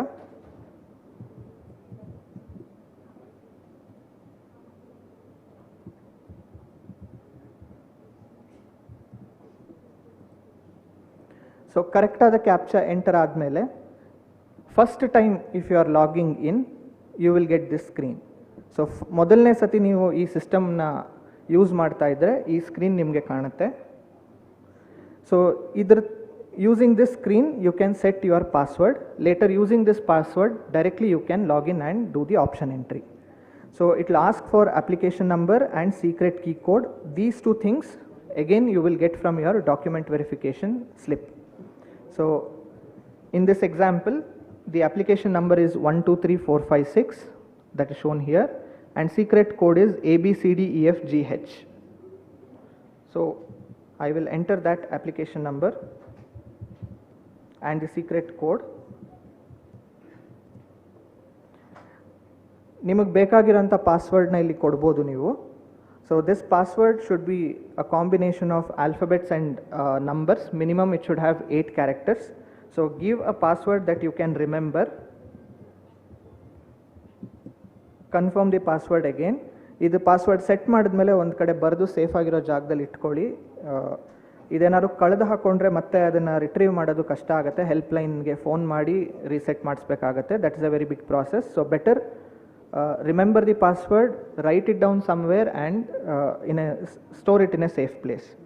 Then give your valid email ID. All the important communications, acknowledgements, everything will come to this particular email ID that you give here. Then select the secret hint question. Some questions will be listed like what is your first vehicle number, name of your first pet. In case if you forget your password, you can use this information to retrieve it. So give this information and click on login. Then this is how the page looks like. So to enter the options, to give your preferences, so click on candidate option entry, that is shown here. So I'll click on the candidate option entry. Once you click on that, this is how the website would look like. Depending on the ranking that you have scored, depending on the courses to which you are eligible, you will get here engineering, architecture, medical, dental, veterinary sciences, and so many other professional courses. Now you can start entering your options. Option number 1 will have the highest priority. So ನೀವೊಂದು ಲಿಸ್ಟನ್ನ ಮೊದಲೇ prepare ಮಾಡ್ಕೊಳ್ಳಿ, ನನಗೆ ಇಂಥ ಕಾಲೇಜಲ್ಲಿ ಇಂಥ course ಬೇಕು. So prepare the list and start entering the options according to that. Say for example, I want a computer science seat. So I'll click on engineering here. Then engineering college division alli number of colleges is also more, tumba ಜಾಸ್ತಿ ಇದೆ colleges, ಮತ್ತು branch courses ತುಂಬ ಜಾಸ್ತಿ ಇರೋದ್ರಿಂದ ನೀವು filter ಕೂಡ ಮಾಡ್ಬೋದು. So example, ನನಗೆ ಕಂಪ್ಯೂಟರ್ ಸೈನ್ಸ್ ಕೋರ್ಸ್ ಬೇಕು. So I will select computer science and engineering. ನೀವು ಸೆಲೆಕ್ಟ್ ಮಾಡಿದ ತಕ್ಷಣ ಯಾವ್ಯಾವ ಕಾಲೇಜ್ಗಳಲ್ಲಿ computer science and engineering offer ಮಾಡ್ತಾರೆ, only those colleges will be listed here. So you can search the college you want. Let me search Vidyavardhaka College of Engineering. I'll give first preference for this particular course. I will enter 1. Suppose you want a computer science and engineering course in some other college, you can give the next option and so on. 1, 2, 3, 4, 5 ಅಂತ continuous ಆಗಿ ಕೊಟ್ಕೊಂಡು ಹೋಗ್ಬೋದು. So ನೀವು option ಕೊಡ್ತಾ ಇದ್ದ ಹಾಗೆ I suggest you to save and submit every 2 minutes. So click on save and submit. ನೀವು save and submit ಮಾಡಿದ ತಕ್ಷಣ ನೀವು ಯಾವ್ಯಾವ ಆಪ್ಷನನ್ನು ಇದುವರೆಗೂ ಕೊಟ್ಟಿದ್ರಿ ಅದು ಮಧ್ಯದ ಪ್ಯಾನಲಲ್ಲಿ ಡಿಸ್ಪ್ಲೇ ಆಗುತ್ತೆ in the same order. You can also give courses from other disciplines. Let us say 4th ಆಪ್ಷನ್ನಾಗಿ ನನಗೆ ಆರ್ಕಿಟೆಕ್ಚರ್ ಬೇಕು, ಈ ಪರ್ಟಿಕ್ಯುಲರ್ ಕಾಲೇಜ್ನಲ್ಲಿ 4 ಅಂತ ಕೊಡ್ತೀನಿ. ನೆಕ್ಸ್ಟ್ ಮತ್ತೆ ಇಂಜಿನಿಯರಿಂಗ್ ಬೇಕು, ಸಿವಿಲ್ ಇಂಜಿನಿಯರಿಂಗ್ ಬೇಕು ಅಥವಾ ಎಲೆಕ್ಟ್ರಾನಿಕ್ಸ್ ಬೇಕು, 5, 6, 7. ಸೊ ನಿಮಗೆ ಬೇಕಾಗಿರೋ ಕೋರ್ಸು ಕಾಲೇಜ್ನ ಪ್ರಿಫರೆನ್ಸಲ್ಲಿ ಇಟ್ಕೊಂಡು give the number. There is no upper limit for how many options you can enter. ಯಾವುದೇ ಅಪ್ಪರ್ ಲಿಮಿಟ್ ಇಲ್ಲ, ಎಷ್ಟು ಬೇಕಾದ್ರೂ ಆಪ್ಷನ್ಸ್ನ ನೀವು ಎಂಟರ್ ಮಾಡ್ಬೋದು. ಸೊ ನೀವು ಇಲ್ಲಿ ಆಪ್ಷನ್ಸ್ ಎಂಟರ್ ಮಾಡಿ ಸೇವ್ ಆ್ಯಂಡ್ ಸಬ್ಮಿಟ್ ಮಾಡಿದ ತಕ್ಷಣ ನೀವು ಸೆಲೆಕ್ಟ್ ಮಾಡಿರೋವಂಥ ಆಪ್ಷನ್ಸ್ ಇಲ್ಲಿ ಬರುತ್ತೆ. ಇಲ್ಲಿ if you are observing here there are 2 parts. ನಾನು ಸೆಲೆಕ್ಟ್ ಮಾಡಿದ್ದು Vidyavardhaka college of engineering computer science first. So E071 ಇದು college code, Vidyavardhaka college of engineering. ಅದೇ ರೀತಿ ಬೇರೆ ಕಾಲೇಜ್ಗಳಿಗೂ ಅದರದ್ದೇ ಕೋಡ್ ಇರ್ತವೆ. CS ಇದು course code. CS stands for computer science, AR stands for architecture, EC stands for electronics and communication engineering. So CET ವೆಬ್ಸೈಟಿಗೆ ಹೋದರೆ you will get the course abbreviation and course name. So ಇಲ್ಲಿ ನಿಮಗೆ CS ಅಂದರೆ ಏನು, AR ಅಂದರೆ ಏನು, ಈ list ಬರುತ್ತೆ. ಇದನ್ನು ನೋಡ್ಕೊಳ್ಳಿ. ಅದೇ ಥರ CET ವೆಬ್ಸೈಟಲ್ಲಿ ಈ ವರ್ಷ ಯಾವ್ಯಾವ ಕಾಲೇಜಸ್ ಪಾರ್ಟಿಸಿಪೇಟ್ ಮಾಡ್ತಾ ಇದ್ದಾರೆ ಅವ್ರದ್ದು ಕಾಲೇಜ್ ಕೋಡನ್ನು ಹಾಕಿರ್ತಾರೆ. ಸೊ E001 ಶುರು ಆಗುತ್ತೆ ಇಂಜಿನಿಯರಿಂಗ್ ಕೋರ್ಸಸ್ಸಿಗೆ. ಸೊ ಇದನ್ನು ನೋಡಿಕೊಂಡು ನೀವು ರೆಡಿ ಮಾಡಿ ಇಟ್ಕೋಬೇಕು ಲಿಸ್ಟ್ನ. See, once you have entered, later you changed your mind. Say, ನನಗೆ ಆರ್ಕಿಟೆಕ್ಚರ್ ಫಸ್ಟ್ ಪ್ರಿಫರೆನ್ಸ್ ಕೊಡಬೇಕಿತ್ತು, ಕಂಪ್ಯೂಟರ್ ಸೈನ್ಸ್ ಸೆಕೆಂಡ್ ಆಗಬೇಕಿತ್ತು. You can edit it. So you will have to come to the middle panel. Assume that I want architecture as my first option, CS in VVCE as my second option. You can change it. ಇದನ್ನು 1 ಮಾಡ್ತೀನಿ, ಇದನ್ನು 2 ಮಾಡ್ತೀನಿ, ಇದನ್ನು 3, ಇದನ್ನು 4, ಉಳಿದಿದ್ದು ಹಾಗೆ ಬಿಡ್ತೀನಿ. then click on update. So ನೀವು update click ಮಾಡಿದ ತಕ್ಷಣ it will rearrange. ಸೊ ನೀವು ಎಷ್ಟು ಸತಿ ಬೇಕೋ ನಿಮ್ಮ ಆಪ್ಷನ್ಸ್ನ ಮೇಲೆ ಕೆಳಗಡೆ ಚೇಂಜ್ ಮಾಡ್ಬೋದು, ನಿಮಗೆ ನಿಮ್ಮ ಪ್ರಿಫರೆನ್ಸ್ ಪ್ರಕಾರ. ನೀವು ಚೇಂಜ್ ಮಾಡ್ತಿದ್ದಂಗೆ ಈ ಕಡೆ ರೈಟ್ ಸೈಡಲ್ಲಿ you will get the complete details. ಇಲ್ಲಿ ಕೋಡ್ ಇರುತ್ತೆ ಲೆಫ್ಟ್ ಸೈಡಲ್ಲಿ, ನಿಮ್ಗೆ ಅಷ್ಟು ಸರಿಯಾಗಿ ಗೊತ್ತಾಗಲಿಲ್ಲ ಅಂದರೆ ರೈಟ್ ಸೈಡಲ್ಲಿ ಫುಲ್ ಕಾಲೇಜ್ ನೇಮು ಮತ್ತು ಯಾವ ಕೋರ್ಸ್ನ ನೀವು ಸೆಲೆಕ್ಟ್ ಮಾಡಿದ್ದೀರಾ ಅನ್ನೋದು ಕೋರ್ಸ್ ಕೋಡ್ ಇಲ್ಲಿ ಡಿಸ್ಪ್ಲೇ ಆಗುತ್ತೆ. ಎಷ್ಟು ಸತಿ ಬೇಕಾದ್ರೂ ನೀವು ಚೇಂಜ್ ಮಾಡ್ಬೋದು. And colleges once it is finalised, ಆ ಪರ್ಟಿಕ್ಯುಲರ್ ಕೋರ್ಸಿಗೆ ಎಷ್ಟು ಫೀಸ್ ಇರುತ್ತೆ ಅನ್ನೋದನ್ನ ಕೆಲವೊಂದು ಸತಿ ಅಪ್ಡೇಟ್ ಮಾಡಿದರೆ you will also get to know what is the fees per annum for that particular course. ಅದು ಅಪ್ಡೇಟ್ ಮಾಡಿಲ್ಲ ಅಂದರೆ ನಲ್ ಅಂತ ಬರ್ತಾ ಇರುತ್ತೆ. So this colleges will have to do it from their end. ಮಾಡಿದರೆ ಇಲ್ಲಿ ಅಮೌಂಟ್ ತೋರಿಸುತ್ತೆ, ಇಲ್ಲ ಅಂದರೆ ನಲ್ ಅಂತ ತೋರಿಸುತ್ತೆ. ಸೊ ನಿಮಗೆ ಯಾವುದೋ ಒಂದು ಪರ್ಟಿಕ್ಯುಲರ್ ಕೋರ್ಸ್ ಇಷ್ಟ ಆಗಲಿಲ್ಲ, ಡಿಲೀಟ್ ಮಾಡಬೇಕು, ಆರ್ಕಿಟೆಕ್ಚರ್ ಅಥವಾ ಈ 155 CE ಅನ್ನೋದು ಮಧ್ಯದಲ್ಲಿ ಸೇರ್ಕೊಂಬಿಟ್ಟಿದೆ, ನನಗೆ ಬೇಡ ಈ ಪರ್ಟಿಕ್ಯುಲರ್ ಕೋರ್ಸ್ ಅಂದರೆ, ಅದು ಬೇಡ ಅಂತ ಹೇಳಿದ್ರೆ ಲಿಸ್ಟಿಂದ ತೆಗಿಬೇಕು ಅಂದರೆ you will have to enter 0 and update. So enter 0 and update, it will be removed. The same is displayed here. So ಬೇಡದೇ ಇರೋ ಕೋರ್ಸ್ಗಳನ್ನ ರಿಮೂವ್ ಮಾಡೋದಕ್ಕೆ you will have to put 0 and update. So once your list is finalized, you please take a printout of it and keep it for your reference. So if you click on print option report, ಈ ರೀತಿ ಒಂದು report prepare ಆಗುತ್ತೆ. ನೀವು ಯಾವ್ಯಾವ ಆಪ್ಷನ್ಸ್ನ select ಮಾಡಿದ್ದೀರಾ, ಯಾವ್ಯಾವ ಪ್ರಯಾರಿಟಿಲಿ select ಮಾಡಿದ್ದೀರಾ, that list will be displayed. You can take a printout for this and keep it for your future reference. This mock option entry portal is made available in the sports complex. After this function, you all can visit that facility and you can also do the mock option entry. Thank you so much.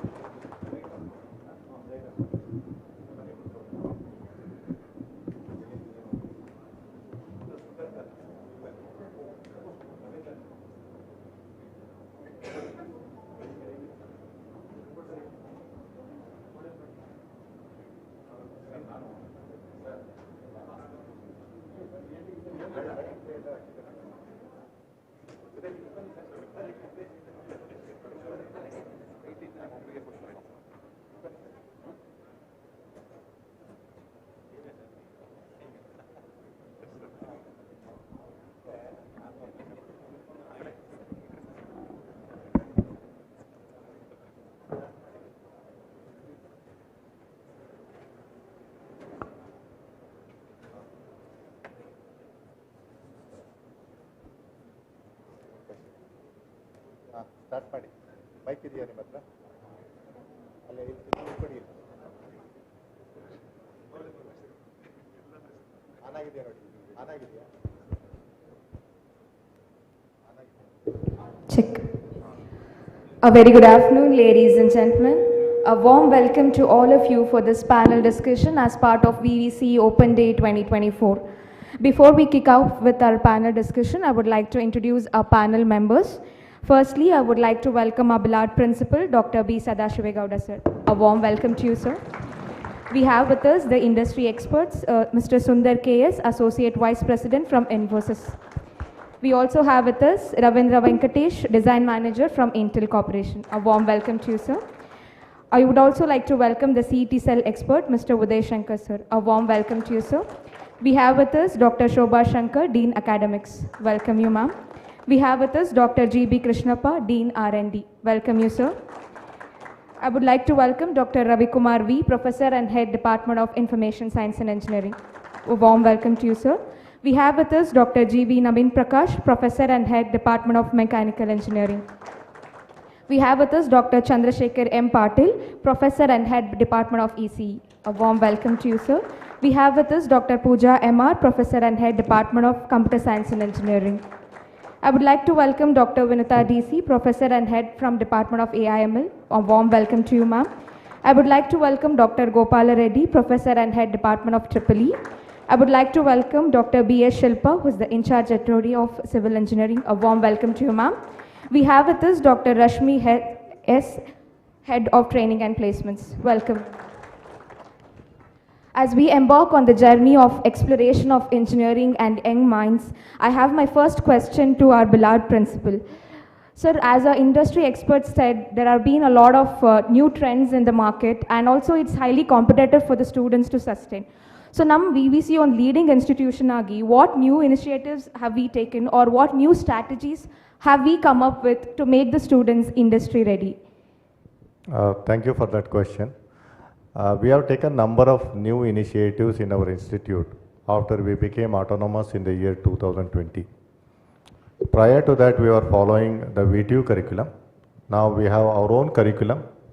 Each department has Industry Academia Board. Each department has Board of Studies. We also have the Academic Council. And there, we have almost 50% representatives from the industry. They actually sit with the academicians and design the curriculum. As a result, the curriculum that we offer is industry relevant. That is number one. Number two, as part of teaching learning process, we have ensured that we have professors of practice. Basically, they are the experts in the industry. They also come and teach a few modules in every subject. Thereby, you also get the industry flair. For example, Professor Mr. Sundar is a regular adjunct faculty in our institute who teaches the subjects related to IT in our campus. So similarly, in every department, we have a few professors of practice from the industry. They actually teach one or two modules.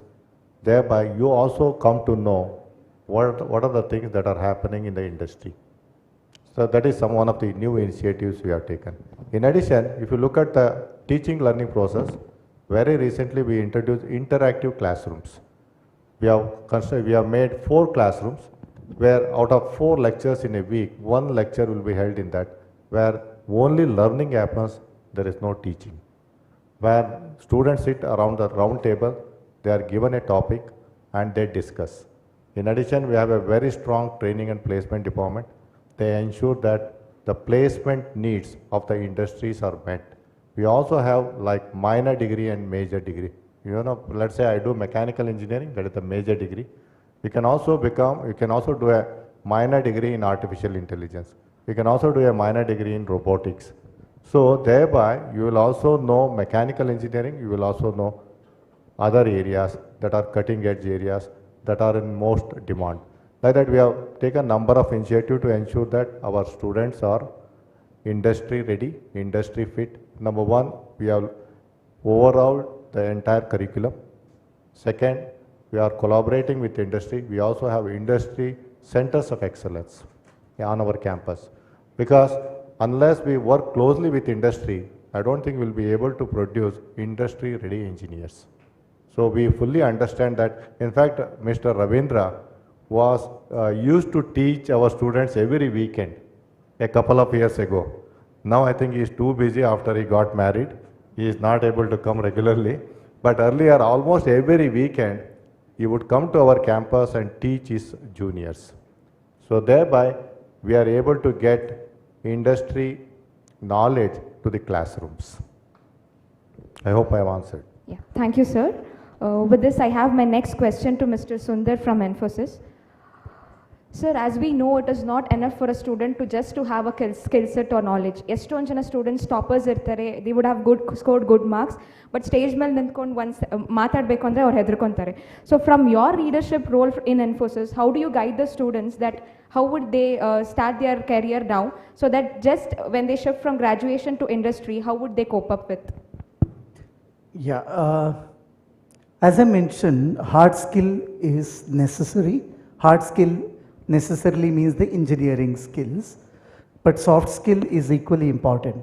But before I get into the soft skill, I just want to tell you something which is very important for all of us to know. There is something called knowledge life cycle. Knowledge life cycle starts with data. Data is something that you get in the classroom. It can be for second PU, first PU, undergraduate students.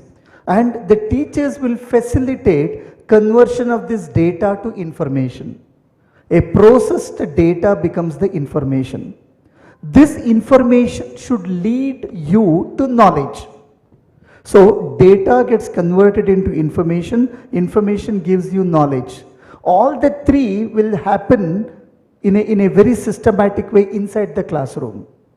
But is that the end of the journey? The answer is not. From knowledge, you need to contextualize the knowledge in solving the real world problem. That is where skill comes into picture. Many a times we get confused with the skill to the knowledge. Knowledge is my capability, but skill is my ability to apply that knowledge in solving the real world problem. So data, information, knowledge, skill.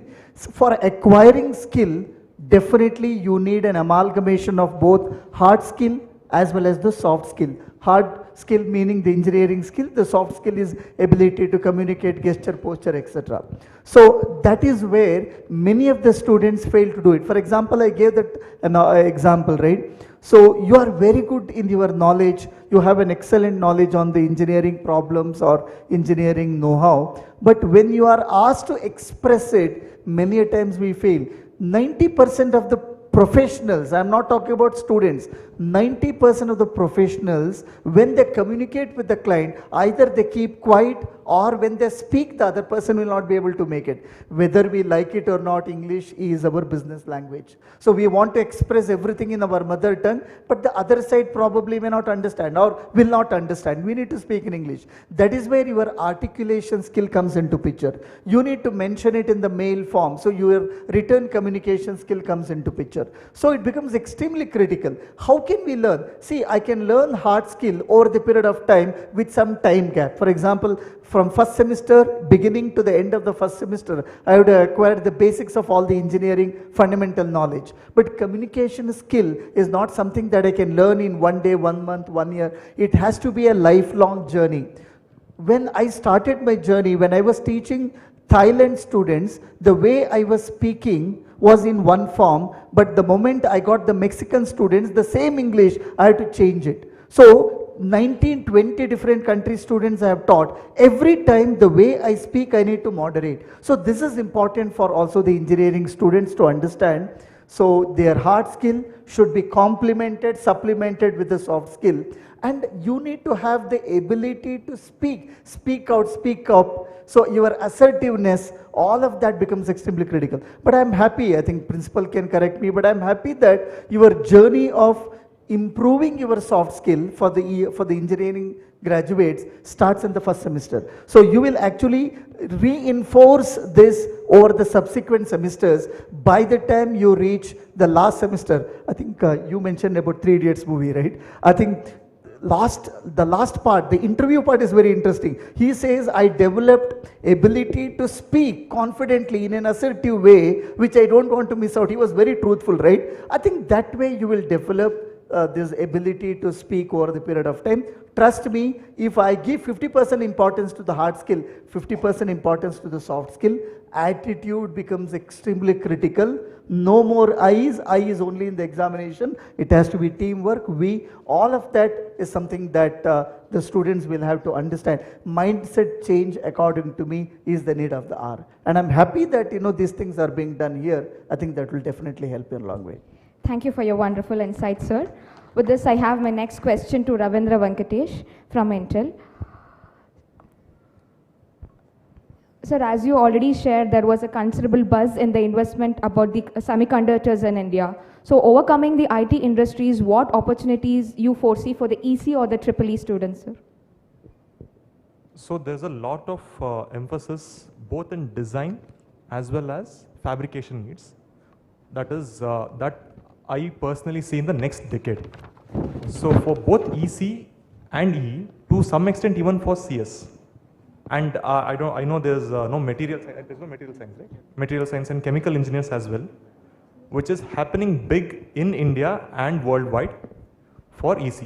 So there's a lot of, just let me give a geopolitical aspect to it. All the semiconductors are fabricated right now out of Taiwan.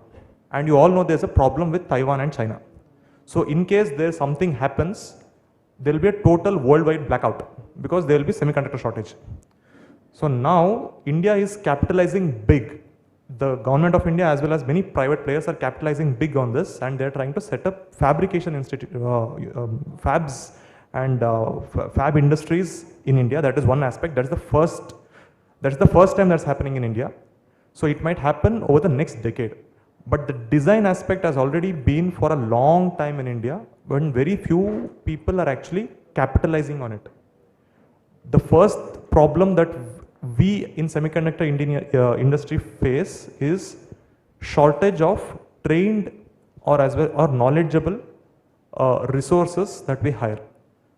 Sometimes we don't get the luxury that the IT industry gets to train people because already we are short on resources. So we cannot have a complete different set of trainees or kind of people, managers and leads who actually spend some part of their time to train candidates. Here's where the institution and the industry connect comes into picture, and principal sir and EC HOD, EE HOD, they are actually working big on this. We also have an incubation center that is there in electronic EC department. Is it in Polytechnic department or? Yeah, there's a lab that is set up here. So what we are trying to do is, we are trying to take this pre-final year and the final year students and train them in that particular skill set, because that is something that cannot be got out from your regular textbooks or regular classes. You need a completely different tools, CAD tools for that, and VVC is, I think, one of the first institutes in Mysuru or even in the Mysuru region to have the tool and do it. So when I was studying, that was my first exposure to that, and that is how my career into and my journey into IIT and then further led. That is why I tell you that the foundation was laid here, right here in the institute, because if I had not got that exposure, I would not be where I am today. So the first thing, this design is happening from a long time. The fab aspect is coming now, and VVC already has been doing it from the last, I think when I say 2012, it's already been 12 years. So it's already been done in 12 years. It was not advertised and done at a mass scale back then. There were only 4 students who were actually interested back then, 5 students, 10 students. I think now it has gone to 30, 40 students who are doing it. I was actually part of it for a long time after I came back and I started my work, but unfortunately I'm a bit busy these days and not able to do it. So what I'm trying to say is the foundation has already been laid. It is up to the students and the parents to capitalize on it and take that into the next level, because there is a huge opportunity in the semiconductor domain. I'll tell you a small quantify what I'm trying to say. You have all heard of NVIDIA, right? You might all use, whoever is into gaming might have heard of NVIDIA. NVIDIA stock price was $25 in 2020 and now it is 840 something. So just look at the stock price. So that is how they have gone big, because they are doing AI processors. And the data, because now nobody is, when we were students, we used to have those, to transfer movies and stuff, we used to have those magnetic hard drives which we used to give to others and say, we download movies and share. That, I don't think any of you are even aware of that anymore. Everything is getting stored in the cloud, we just download, we upload on drive and then people download it. So there's a lot of compute, not in the personal computer, but somewhere else. So servers, AI, networking, and all the processors and the semiconductor that is required, so semiconductor is the next oil, trust me. So it is the next oil. The last time when wars happened was over oil, the next war will happen over semiconductors. Whoever has the semiconductor strength will rule the world. And Government of India is doing it, private players are doing it. If fabs comes to India, then that would be a great shift. So I hope that happens. But even if that doesn't happen, even if the fabs don't directly come to India, we have a lot of design scope that is happening out of India. Big complete processor designs are now made out of India. So that's what I would like to say. And the foundation is already there in the college. You just need to use it. Thank you. Thank you, sir. Thank you for your insights on semiconductor technology and opportunities for electrical and electronic engineers. My next question will be to Head of Computer Science and Engineering Department. Madam, Principal sir has briefed us what are the steps that are being taken by the institute as a whole to make the students industry ready. So that means any student who comes to engineering, joins engineering, so he has to be industry ready, either when he is in the final year or when he is about to pass out. So what are the initiatives or steps that are taken by the computer science engineering and the allied branches to make the student industry ready? Yes. Well, at the Department of Computer Science and Engineering and all the allied IT branches in general, we have taken a good number of initiatives with respect to promotion of industry-institute interaction. To highlight a few, we have a very strong industry academia board at the department, with the support of which we have been able to offer an industry-relevant curriculum. To mention a few of the courses of industry relevance, which are the demands of industry today, we have offered full stack development, DevOps, computer vision, natural language processing, and many more. And in fact, we have a partial delivery of the content delivery by the industry personnel themselves on campus. Also, we host a good number of hackathons in association with the industries, where the problems are basically real world problems which exposes the students to real time challenges. Many a times the problems themselves come from the industry.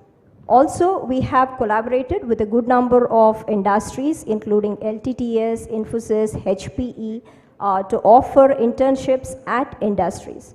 Also, in the curriculum, now that we've been autonomous, we have the incorporation of the career elective courses in the form of add-on courses, which are offered on few of our global community partners like Infosys, AWS, Google, UiPath, and many more. And with this, we actually assume our students would be greater benefited with respect to their industry relevance. Adding to all this, in fact, with every course that is delivered, we make sure we have a constant engagement of the industry personnel in the form of technical talks, workshops with hands-on sessions, and industry visits, which puts the industry readiness in the students at an earlier stage. Thank you, sir. Thank you, ma'am. With this, I have my next question to our HOD of Mechanical Engineering.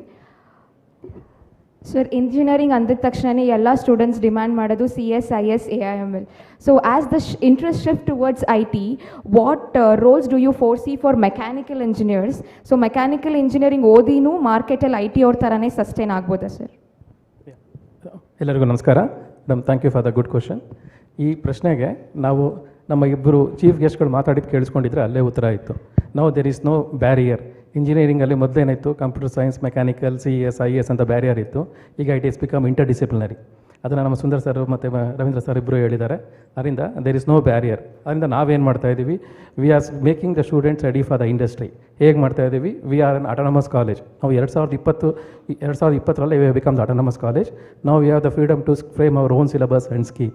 ಆ ಸ್ಕೀಮ್ನಲ್ಲಿ ಸರ ಈಗ ತಾನೇ ಹೇಳಿದ್ರು, we need art skills as well as the soft skills ಅಂತ. ಆ ಎರಡೂ ನಾವು ಟ್ರೈನಿಂಗ್ ಕೊಡ್ತಾ ಇದ್ದೀವಿ. ಫಸ್ಟ್ ಇಯರಿಂದನೇ ನಮ್ಮ though is an mechanical engineering student, will also learn the programming aspect. C programming ಆಗಿರ್ಬೋದು, ಪೈಥಾನ್ ಪ್ರೋಗ್ರಾಮಿಂಗ್ ಆಗಿರ್ಬೋದು, ವೆಬ್ ಪ್ರೋಗ್ರಾಮಿಂಗ್ ಆಗಿರ್ಬೋದು. ಅದನ್ನು we learn from the first year itself. Apart from that first ಇಯರಿಂದಾನೇ we also give training for the soft skills as well. ಅದೇ ರೀತಿ second year ಬಂದಾಗ we have 2 courses, GPEC and TPEC, general proficiency enhancement course ಮತ್ತು technical proficiency enhancements course. ಈ ರೀತಿ ನಾವು art skill ಮತ್ತು soft ಸ್ಕಿಲ್ನ ಜೊತೆಗೆ ತೊಗೊಂಡೋಗಿ ವಿದ್ಯಾರ್ಥಿಯ ಸರ್ವತೋಮುಖ ಬೆಳವಣಿಗೆಗೆ ನಾವು ಹೆಲ್ಪ್ ಮಾಡ್ತಾ ಇದ್ದೀವಿ. ಇದನ್ನು ಬರೀ ಕತೆ ಹೇಳ್ತಾರೆ, ಇದಕ್ಕೇನಾದರೂ ಪ್ರೂಫ್ ಇದೆಯಾ ಅಂತ ನೀವು ಅನ್ಕೋಬೋದು. ಪ್ರೂಫ್ ಇದೆ. 2020 ನಾವು ಆಟೋನಮಸ್ ಆದವು. ಈ 2024 first batch of autonomous output ಬರ್ತಾ ಇದೆ. ಅದರಲ್ಲಿ ಮೆಕ್ಯಾನಿಕಲ್ ಇಂಜಿನಿಯರಿಂಗ್ ಹುಡುಗಂಗೆ 41 ಲಕ್ಷ ಪ್ಯಾಕೇಜಿನ ಆಫರು ಸ್ಪೈರ್ LLC ಅನ್ನೋ ಕಂಪ್ನಿ ಕೊಟ್ಟಿದೆ. ಇದು ನಮ್ಮ ಕಾಲೇಜಿನ ಹಿಸ್ಟ್ರಿನಲ್ಲೇ ಇದು ಹೈಯೆಸ್ಟ್ ಪ್ಯಾಕೇಜು. ಅಷ್ಟೇ ಅಲ್ಲ, ಮೆಕ್ಯಾನಿಕಲ್ ಇಂಜಿನಿಯರಿಂಗ್ಗೆ ವಿದ್ಯಾರ್ಥಿನಿಯರು ತುಂಬ ಜನ ಸೇರ್ತಾ ಇದ್ದಾರೆ. ನಮ್ಮಲ್ಲಿ ಚೆನ್ನಾಗಿ ಪಾಸ್ ಮಾಡಿ ಒಳ್ಳೆ ಕೆಲಸದಲ್ಲಿದ್ದಾರೆ. ಈ ಸಾರಿನೂ 2024 ಬ್ಯಾಚಲ್ಲಿ ಒಬ್ಬ ವಿದ್ಯಾರ್ಥಿನಿಗೆ ಮರ್ಸಿಡೀಸ್ ಬೆನ್ಸು 10 ಲಕ್ಷ ಪ್ಯಾಕೇಜ್ನಲ್ಲಿ ರೆಕ್ರೂಟ್ ಮಾಡ್ಕೊಂಡಿದೆ. ಅಪಾರ್ಟ್ ಫ್ರಮ್ ದ್ಯಾಟ್ ನಮ್ಮದು ಕೋರ್ ಕಂಪ್ನಿಗಳಾದ Robert Bosch, Autoliv India private limited ಮತ್ತು ಟೊಯೋಟಾ ಕಿರ್ಲೋಸ್ಕರು, ಹೀಗೆ ಮೆನಿ ಮೋರ್ ಕಂಪ್ನೀಸ್ ನಮ್ಮನ್ನ ಕೋರ್ ಕಂಪ್ನಿ ರೆಕ್ರೂಟ್ ಮಾಡ್ಕೋತಾ ಇದೆ. ಬರೀ ಹೊರಗಡೆ ಕಂಪ್ನಿ ಹೇಳಿದ್ರೆ ನಮ್ಮ ಲೋಕಲ್ ಕಂಪ್ನಿ ಹೇಳಿ ಅಂದರೆ ತ್ರಿವೇಣಿ ಗೇರ್ಸ್ ಅವರು 6.75 lakh ಪ್ಯಾಕೇಜ್ ಕೊಟ್ಟು ಆಫರ್ ಮಾಡಿ ನಮ್ಮ ಮೆಕ್ಯಾನಿಕಲ್ ಇಂಜಿನಿಯರ್ ಸ್ಟೂಡೆಂಟ್ಸ್ನ ರೆಕ್ರೂಟ್ ಮಾಡಿದ್ದಾರೆ. ಅಂದರೆ that indicates that in spite of all these activities V are making in spite of all these ಏನು ಬೆಳವಣಿಗೆಗಳೇನಿದೆ ಇದರ ಮಧ್ಯ we have made hour students industry ready as before they are graduated. ಯಾಕಂದರೆ ಇವರೆಲ್ಲ recruit ಆಗಿರೋದು 7th ಮತ್ತು 8th ಸೆಮಿಸ್ಟರ್ನಲ್ಲಿ. ಅದರಿಂದ before they are graduated we are made dum industry ready. ಅದರಿಂದ ನಮ್ಮ ಕರಿಕ್ಯುಲಮಲ್ಲಿ ಏನು ಮಾಡಿದ್ದೀವಿ, ಈ ವಾತಾವರಣಕ್ಕೆ ತಕ್ಕ ಹಾಗೆ ಚೇಂಜ್ ಮಾಡ್ಕೋತಾ ಇದ್ವಿ. ಇನ್ನೊಂದು ಸುಂದರ್ ಸರ್ ಹೇಳಿದ್ರು ಏನು, ಚೇಂಜ್ ಈಸ್ ಕಾನ್ಸ್ಟೆಂಟ್ ಅಂತ. ನಮ್ಮ ಡಿಪಾರ್ಟ್ಮೆಂಟ್ ಮಂತ್ರ ನಾವು ಏನಿದ್ದೀವಿ, ಚೇಂಜ್ ಈಸ್ ಪರ್ಮನೆಂಟ್ ಅಂತ. ನಾವು ಯಾವಾಗಲೂ ಅಪ್ಡೇಟ್ ಆಗ್ತಾ ಇರ್ತೀವಿ ಮತ್ತು ಅಪ್ಡೇಟ್ ಮಾಡ್ತಾ ಇರ್ತೀವಿ. ಅದರಿಂದ ನಾನು ಇದರಿಂದ ನಾನು ನಿಮ್ಮ ಪ್ರಶ್ನೆಗೆ ಉತ್ತರ ಕೊಟ್ಟಿದ್ದೀನಿ ಅಂತ ಅನ್ಕೋತೀನಿ. Thank you. One second, I just want to add, ಬಹಳಷ್ಟು ಜನ ಬಂದಿದ್ದೀರಲ್ಲ, ಎಲ್ಲರೂ ಸಾಮಾನ್ಯವಾಗಿ ಎಲ್ಲರಿಗೂ ಕಂಪ್ಯೂಟರ್ ಸೈನ್ಸು IS ರಿಲೇಟೆಡ್ ಬ್ರಾಂಚಸ್ಗೆ ನಮ್ಮ ಮಕ್ಕಳನ್ನ ಕಳಿಸ್ಬೇಕು ಅನ್ನುವಂಥ ಅಭಿಲಾಷೆ ಇರುತ್ತೆ. This a common trend. ಯಾಕೆ ಅಂತ ಹೇಳಿದ್ರೆ ಎಲ್ಲರಿಗೂ ಎಂಡ್ ರಿಸಲ್ಟು. ಸೊ 2 ವರ್ಷದ ಕೆಳಗೆ ಕಂಪ್ಯೂಟರ್ ಸೈನ್ಸ್ ಓದಿದವರು ಎಲ್ಲರೂ, ಪಾಸ್ಔಟ್ ಆದವ್ರು ಎಲ್ಲರಿಗೂ ಬಹಳ ಚೆನ್ನಾಗಿ ಸಂಬಳ ಎಲ್ಲ ಸಿಕ್ತು, ಜಾಸ್ತಿ ಕೆಲಸ ಸಿಕ್ತು, 4 ಕೆಲಸಗಳಿತ್ತು. So that is the kind of a trend that was set. But trust me, today I mentioned about the change, and even Ravindra also alluded to what I said. The wall between the branch of engineering has become extremely thin. This is because there is something called hyper-contextualization anta. Now terminology use ಮಾಡ್ತೀವಿ, hyper-personalization and hyper-contextualization. So what does it mean? Computer science provides the tools, storage, compute and network ಅಂತ ಕರಿತೀವಿ. Storage to store maybe mechanical data, maybe electrical data, maybe civil data. It is all about storage to create persistence. ನಮಗೆ ಯಾವಾಗಲೂ ಸಿಗಬೇಕದು data store ಮಾಡೋದಕ್ಕೆ. Compute, calculate ಮಾಡೋದಕ್ಕೆ, it could be a mechanical problem or a civil problem or an electrical problem. And then network to transmit the data. So ಹಾಗಾಗಿ the fundamentals, the ABC of IT has an influence on every engineering problems, be it mechanical, civil or electrical. But ನಾವು ಏನಾಗ್ತಾ ಇತ್ತು ಅಂತ ಹೇಳಿದ್ರೆ, computer ಸೈನ್ಸನ್ನೇ ಒಂದು stream ಅಂತ ಮಾಡಿ ಅವ್ರುಗಳು ಅದ್ರ ಬಗ್ಗೆ ಕಲ್ತ್ಕೊಂಡು ಹೋಗಿ, ಪ್ರಾಬ್ಲಮ್ ಏನಾಗ್ತಾ ಇತ್ತು ಅಂದರೆ, the computer science graduates were made to solve a mechanical problem in engineering division of our company. I hope you are understanding. Computer science ಮಾಡಿದ್ರು, ಪ್ರಾಬ್ಲಮ್ ಅವರಿಗೆ ಏರ್ ಬಸ್ದು ಒಂದು ಇಂಜಿನಿಯರಿಂಗ್ ಪ್ರಾಬ್ಲಮ್ ಸಾಲ್ವ್ ಮಾಡಬೇಕಾಯ್ತು. ಅವರಿಗೆ ಪಾಪ ಡೊಮೇನ್ ನಾಲೆಜ್ ಇರಲ್ಲ ಸಾಮಾನ್ಯವಾಗಿ. ಯಾಕಂತ ಹೇಳಿದ್ರೆ ಏರ್ ಬಸ್ಸಲ್ಲಿ ಇದು ಟರ್ಬೈನ್ಸ್ ಹೆಂಗೆ ವರ್ಕ್ ಮಾಡುತ್ತೆ, ಮೋಟರ್ ಹೆಂಗೆ ಮಾಡುತ್ತೆ, ಅದು ಗೊತ್ತಿರೋದಿಲ್ಲ. ಅವಾಗ ಏನಾಗುತ್ತೆ, I only work with Java, I only work with Python, I only work with database. But ಹಂಗೆ ಇದ್ರದ್ದು ಡೊಮೇನ್ ಗೊತ್ತಿಲ್ಲ ಅಂದಾಗ we face the challenge there. We had to bring domain competency group people, an expert. So ಇಬ್ಬರು ಕೂತ್ಕೊಂಡು work ಮಾಡಿದಾಗ ಏನಾಗುತ್ತೆ, ಅವರು ಒಂದು ಪರ್ಸ್ಪೆಕ್ಟಿವ್, ಇವರು ಒಂದು perspective. So the customers are very clear now. We need holistic engineers who are domain expert at the same time IT skill. So when we draw it back and when we extend it back to the college, a mechanical engineer has to learn about the basic IT skills. ಇನ್ನೊಂದು 2 ವರ್ಷದಲ್ಲಿ whether you are computer science, mechanical, electrical, all of you will have your domain problems to solve during the interview, job interview, along with the IT problems to solve. In this regard, Principal Sir has mentioned about one thing called minor degree. This is something that I am very strongly propagating. In fact, when I meet my friend Gopal, and I specifically looked at electrical students, and I told them, you need to have at the end of 4th year 2 degrees. The first degree is electrical degree. Anyway, you are going to get it through the university. The second is an IT degree. Adike to facilitate, you don't have to knock the doors of anyone. I told them, so Vidyavardhaka and Infosys have a tie-up, have an MOU. We have something called Springboard. There is something called IT professional certification, which can be treated as a minor degree. AICT has approved our Springboard as an acceptable MOOC in the engineering world. So hagagi enagutte, an electrical engineer with IT skills, and that becomes the hyper contextualization. While they solve the electrical problem, they have the IT knowledge also. This is something that all the other departments are adopting it, as mechanical HOD has very clearly mentioned it. I think even the parents should realize that computer science is not a magic stick. The moment you get into it, and if you complete after 4 years, there is no guarantee that you're going to get. Very soon, when the campus interview happens, they will open it up to all branches of engineering, but you need to solve a computer problem, as a problem related to programming, database, etc. Who is good at it, they will get it. The other day, I was talking to the 7th semester electrical students. Some of them got placed, electrical students, and I asked them what kind of questions that you had. She said, one girl said, along with the electrical questions, they also had the IT related questions on database programming and all. I think this minor degree is going to help. So very soon, Vidyavardhaka may produce, and so are the other colleges also, an electrical engineer with AI skills, a mechanical engineer with cloud professional knowledge. So this kind of an amalgamation of a major and minor degree will definitely increase your opportunity, and you become a lot more employable. You meaning the students will become a lot more employable. So let us not all the time, while I am not disregarding the computer science students, so as I said, they study all 4 years, they breathe, they eat, everything computer science, but it should not disillusion or it should not demotivate the other branches of engineering, because there is an equal opportunity for them to cope up. Only thing that requires to make this happen is the motivation. So the motivation is absolutely required by every student, and realization of that and the support of the college management can make that possible. So Ravindra, sorry it took a little more time. Sundar said most of what I wanted to say. So I'll just give you a small example that I recently faced. I recently came across, it's sort of a, I'm not supposed to reveal a lot of details about it. So there's a company which is actually looking at how you can analyze the data. It's actually basically a company which is related to cameras, which is actually used, which will be used on automated driving. Okay. So that company is working, that's completely a software company. It is working with Intel. And there are a lot of data that is coming actually from companies like Airbus, Volvo and Tesla. So now there's already an amalgamation of all three people together for automated driving. And there was a joke that was running around that once that model is fixed, we should test it on Bangalore roads. Because if it works in Bangalore, automated driving, it will work anywhere in the world.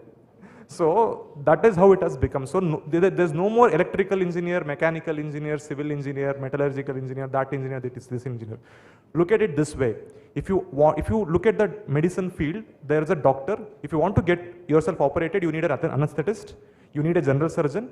If you are operating your brain, you might need a neural surgeon. And if you want to stitch it up and stitch it up like you're new, you need a cosmetic surgeon. So you need all these surgeons in the operation theater and then work on it. So the problems in the engineering domain has become the same. So you have a core expertise, but you should know the entire anatomy of the body. When I say anatomy of the body, the entire anatomy in the engineering world. When I say the anatomy of the engineering world, that is, so I always keep telling that we engineers are applied mathematicians, applied physicists. So you should have your physics, your mathematics intact. Your Java might be today, it might be relevant. 10 years down the line, it might not be relevant. Python may be relevant today, it might not be relevant. Whatever we are learning in mechanical engineering, it might be relevant today, might not be relevant tomorrow. But the physics will not change, the math will not change. So if you have that mindset, it will be an amalgamation of many things together, and you will be a better engineer. So this minor degree and major degree is a very good step in that direction. I envy that if I had that option back then, I would have learned a bit more, but it's good that you have it. Now we don't, even if I'm interested to do something, I can't do it, I don't get the time, but it's a good opportunity to make use of it and learn multiple things, because this 4 years, and maybe if you do post-graduation after, that is the majority of your learning. After that, even if you want to, you'll not get time. So use it. That's it. Thank you. Thank you, sir. In fact, we were about to ask the same question to both Sundar sir and Ravindra sir. I think they sensed and they have voluntarily answered. Thank you very much, sir. In fact, we were about to ask about the integration of the hardware and the software, because most of the people perceive mechanical engineering as 100% hardware and there will be no software component in it. And I think you have beautifully explained to the potential students who want to pursue mechanical engineering and of course civil engineering also, which is again one more core branch in engineering domain. So the point is the Trimurtis, the old Trimurtis, right? The electrical, the mechanical and the civil, they are evergreen always. You can't do anything without it. I told you, right? We are a 150 crore population country. You need to have roads, you need to have vehicles, and we are talking about fleets now. Nobody's, I think that's something, I forget the politician was talking about it. So he's saying after 10 years, nobody will own a car. We'll have a fleet. So we'll book a car, it will come and it's an automated car. You just sit on, because the cost of maintaining a car, take it to service, that is higher. So it's like a fleet. So when all this come together, and with this population of India, this would be where things were going to happen, because everywhere else it's an aging population. So it's the right time to be an engineer, right place to be an engineer. Make the best use of it. Thank you, sir. Thank you very much. My next question will be to the head of electronics and communication engineering. Sir, recently there has been a lot of breakthrough technologies in E&C. 5G was the future, but it has become present. People have already started talking about 6G, Internet of Things, augmented reality, virtual reality. There are a lot of breakthrough technology in ECE. So how the ECE department is implementing this, or how are we taking this technology to the students so that they are ready with this when they step out of our college? Thank you. ಎಲ್ರಿಗೂ ನಮಸ್ಕಾರ. So basically electronics and communication engineering. First question, can we leave without electronic gadgets? No, right? Best example is everybody is using mobile phones. Can we live without mobile phones? No, right? Okay. Now, if you have a mobile phone, so if there is no internet, so normally internet illde idda mobile internet speed ಸ್ವಲ್ಪ ಕಡಿಮೆ ಇದ್ದರೆ, so ನಾವು ಏನಾದರೂ download ಮಾಡ್ತಾ ಇರ್ತೀವಿ, ಅದು ಸ್ವಲ್ಪ ತಿರುಗ್ತಾ ಇದ್ದರೆ we will get irritated, right? Isn't it? So that's why electronics and communication plays an important role in our daily life.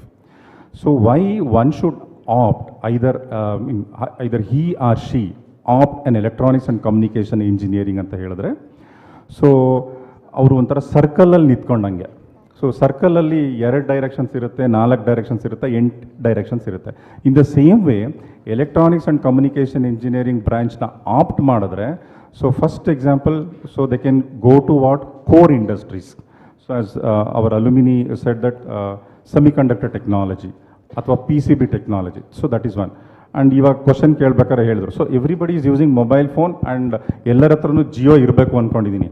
So everybody is having 5G unlimited data. What is that? That is the data speed. So 2G, 3G, 4G, 5G, data speed. So all these comes through what? A communication. So first thing is what? Semiconductor technology. Next thing is what? Communications. So through what? We can design about the antennas. And the third direction is, so either you can go to what? DSP domain.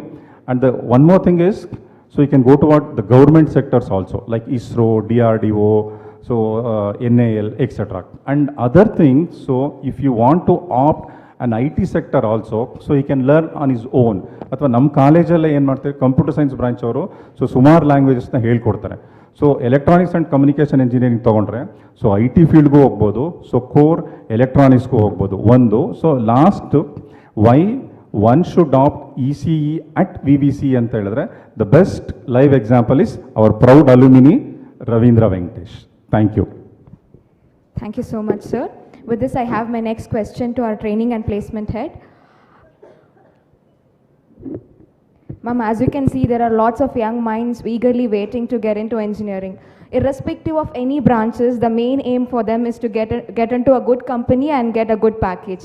So in line with this, what initiatives have the training and placement department been taking so that they get placed in a good company? And who are our top recruiters, which will, what is the highest package we've been paid as of now? Okay, thank you, Aishwarya, for this question. I would like to answer this question in 2 parts. The first part, coming to the training part, so we make sure that the students are ready for the interview process by the time they come to the final year, starting from the very first year itself. That is, we have introduced communicative English 1 and 2 so that they have a very strong communication. This is done in the first semester as well as second semester. The moment the student enters the second year, we, as Naveen Prakash sir was mentioning, we have introduced 2 courses, GPEC and TPEC in the curriculum. General Proficiency Enhancement course, it is mainly on aptitude. So the students will be updated with the current aptitude questions, logical reasoning, design thinking, English comprehension, etc. when they are in the 3rd semester, 4th semester, and as well as in 5th semester. Similarly, the TPEC course, Technical Proficiency Enhancement course, we have made sure that all the semester, irrespective of the branches, all the students undergo this TPEC courses when they are in 3rd, 4th, 5th and 6th. And what is this TPEC? Technical Proficiency Enhancement course mainly emphasizes on competitive coding on C, C++, data structures and algorithms. So, and the moment the student enters the 6th semester, we make sure that the students are given with pre-placement training wherein the soft skills are built, resume writing, mock group discussions, mock personal interviews are given to the students. And even when the students come to the 7th semester, we make sure that the students are given company-specific trainings as and when the mass recruiting companies approach us for hiring process. So apart from all these trainings which we give from first year to final year, we have also made sure that the technical competency of the students are enhanced through attaching students to many of the courses. So for example, we have a signed MOU with UpGrad, wherein 200 students have enrolled and they are given 500 hours of training exclusively on full stack development as well as machine learning. Similarly, another 60 students are being trained on DevOps. Similarly, another 60 girl students are trained on cyber security from Capgemini company. Also many departments like electrical, mechanical and civil, they are tied up and have an MOU with L&T to teach several of their subjects which is as per the industry standards through L&T company. So these are some of the trainings. And coming to the second part, as sir has already mentioned, in the current year we have the highest package at 41 lakhs backed by the mechanical department. Similarly, if you take last year, it was 24 lakhs was the highest package. In 2022, it was 27 lakhs was the highest package. We have more than 250 plus companies visiting our campus every year. And we are tied up with all the mass recruiting companies like it may be Infosys, Wipro, Cognizant, Capgemini, IBM, TCS, Accenture, Happiest Minds. All these mass recruiting companies are regular visits to VVCE. Apart from this, we also have many product-based companies like Zscaler, we have JustPay, Samsung, Oracle, Amadeus Labs, we have Western Digital Corporation, we have Mercedes-Benz, so to list many more. We also have core companies for mechanical, as sir has already mentioned, VST tillers and tractors, automotive axles, Toyota Kirloskar. When it comes to civil department, we have Shobha Developers, Brigade. Last week we had Total Environment with 6.5 lakhs LPA coming for civil engineers. So more than 250 plus companies visit our campus every year with good packages and good opportunities to all our students. Thank you. Thank you, madam. Thank you for briefing about the placement data and as well as the training programs. Now the last question is to our principal. Sir, these students they will be joining engineering in 2024 and when they graduate, it will be the year 2028. So what will be the vision of our VVCE in another 5 years or 10 years? Where do we stand or where do we see ourselves in next 5 years or 10 years? Basically, we have, as all of you know, we have been one of the fastest growing institutes in the city of Mysuru. We have a student population close to 4,300. We have an ambition to grow to something like 8,000 students by 2030 or 2028. And also very recently, 8 of us visited top-notch universities in the USA. We went from New York to California, covering even MIT, Harvard, Stevens, Rutgers, to Purdue University, Arizona State University, and a couple of universities at San Jose. And also we held the alumni meet at both New Jersey and San Jose. Why I'm telling all these things, we are also looking at international collaborations. We are also planning to send our students abroad for a semester where they will do internship. That provision is given by the VTU as well as AICTE. And we're also promoting students to have 3+1 program, 4+1 program. They can do MS, they can do, while doing undergraduate program here, they can also do MS program in the USA. So the world is very open now. And we also have the ambition to become a university maybe by 2030. Because we believe that once we reach something like 6,000 to 8,000 student population, we can become a university. But before we become a university, we have to figure in the NIRF. We figured in the NIRF in the year 2022. Now we have the aim to figure within 100 by 2000, in another 1 to 2 years. Assuming that we figure within 100, I think we should be able to become a very successful university with multidisciplinary approach, with international collaborations, where students can move. The mobility of students should be very high, where students can do maybe 2 years here, 2 years somewhere else, or 3 years here, 1 year somewhere else. So thereby, we'll be able to produce students who are industry ready, who can meet global standards. That is the ambition of our institute. Maybe a few years down the line, we want to be known at the global level, number one. We want to figure in the NIRF. We want to ensure that every student who graduates from the portals of VVC should get a decent job. At the same time, we want to ensure that national education policy, whatever the Government of India, Ministry of Education is talking about, providing a multidisciplinary education to every student, basically a holistic education should be provided. Because in fact, our institute received the Institute of Happiness Award.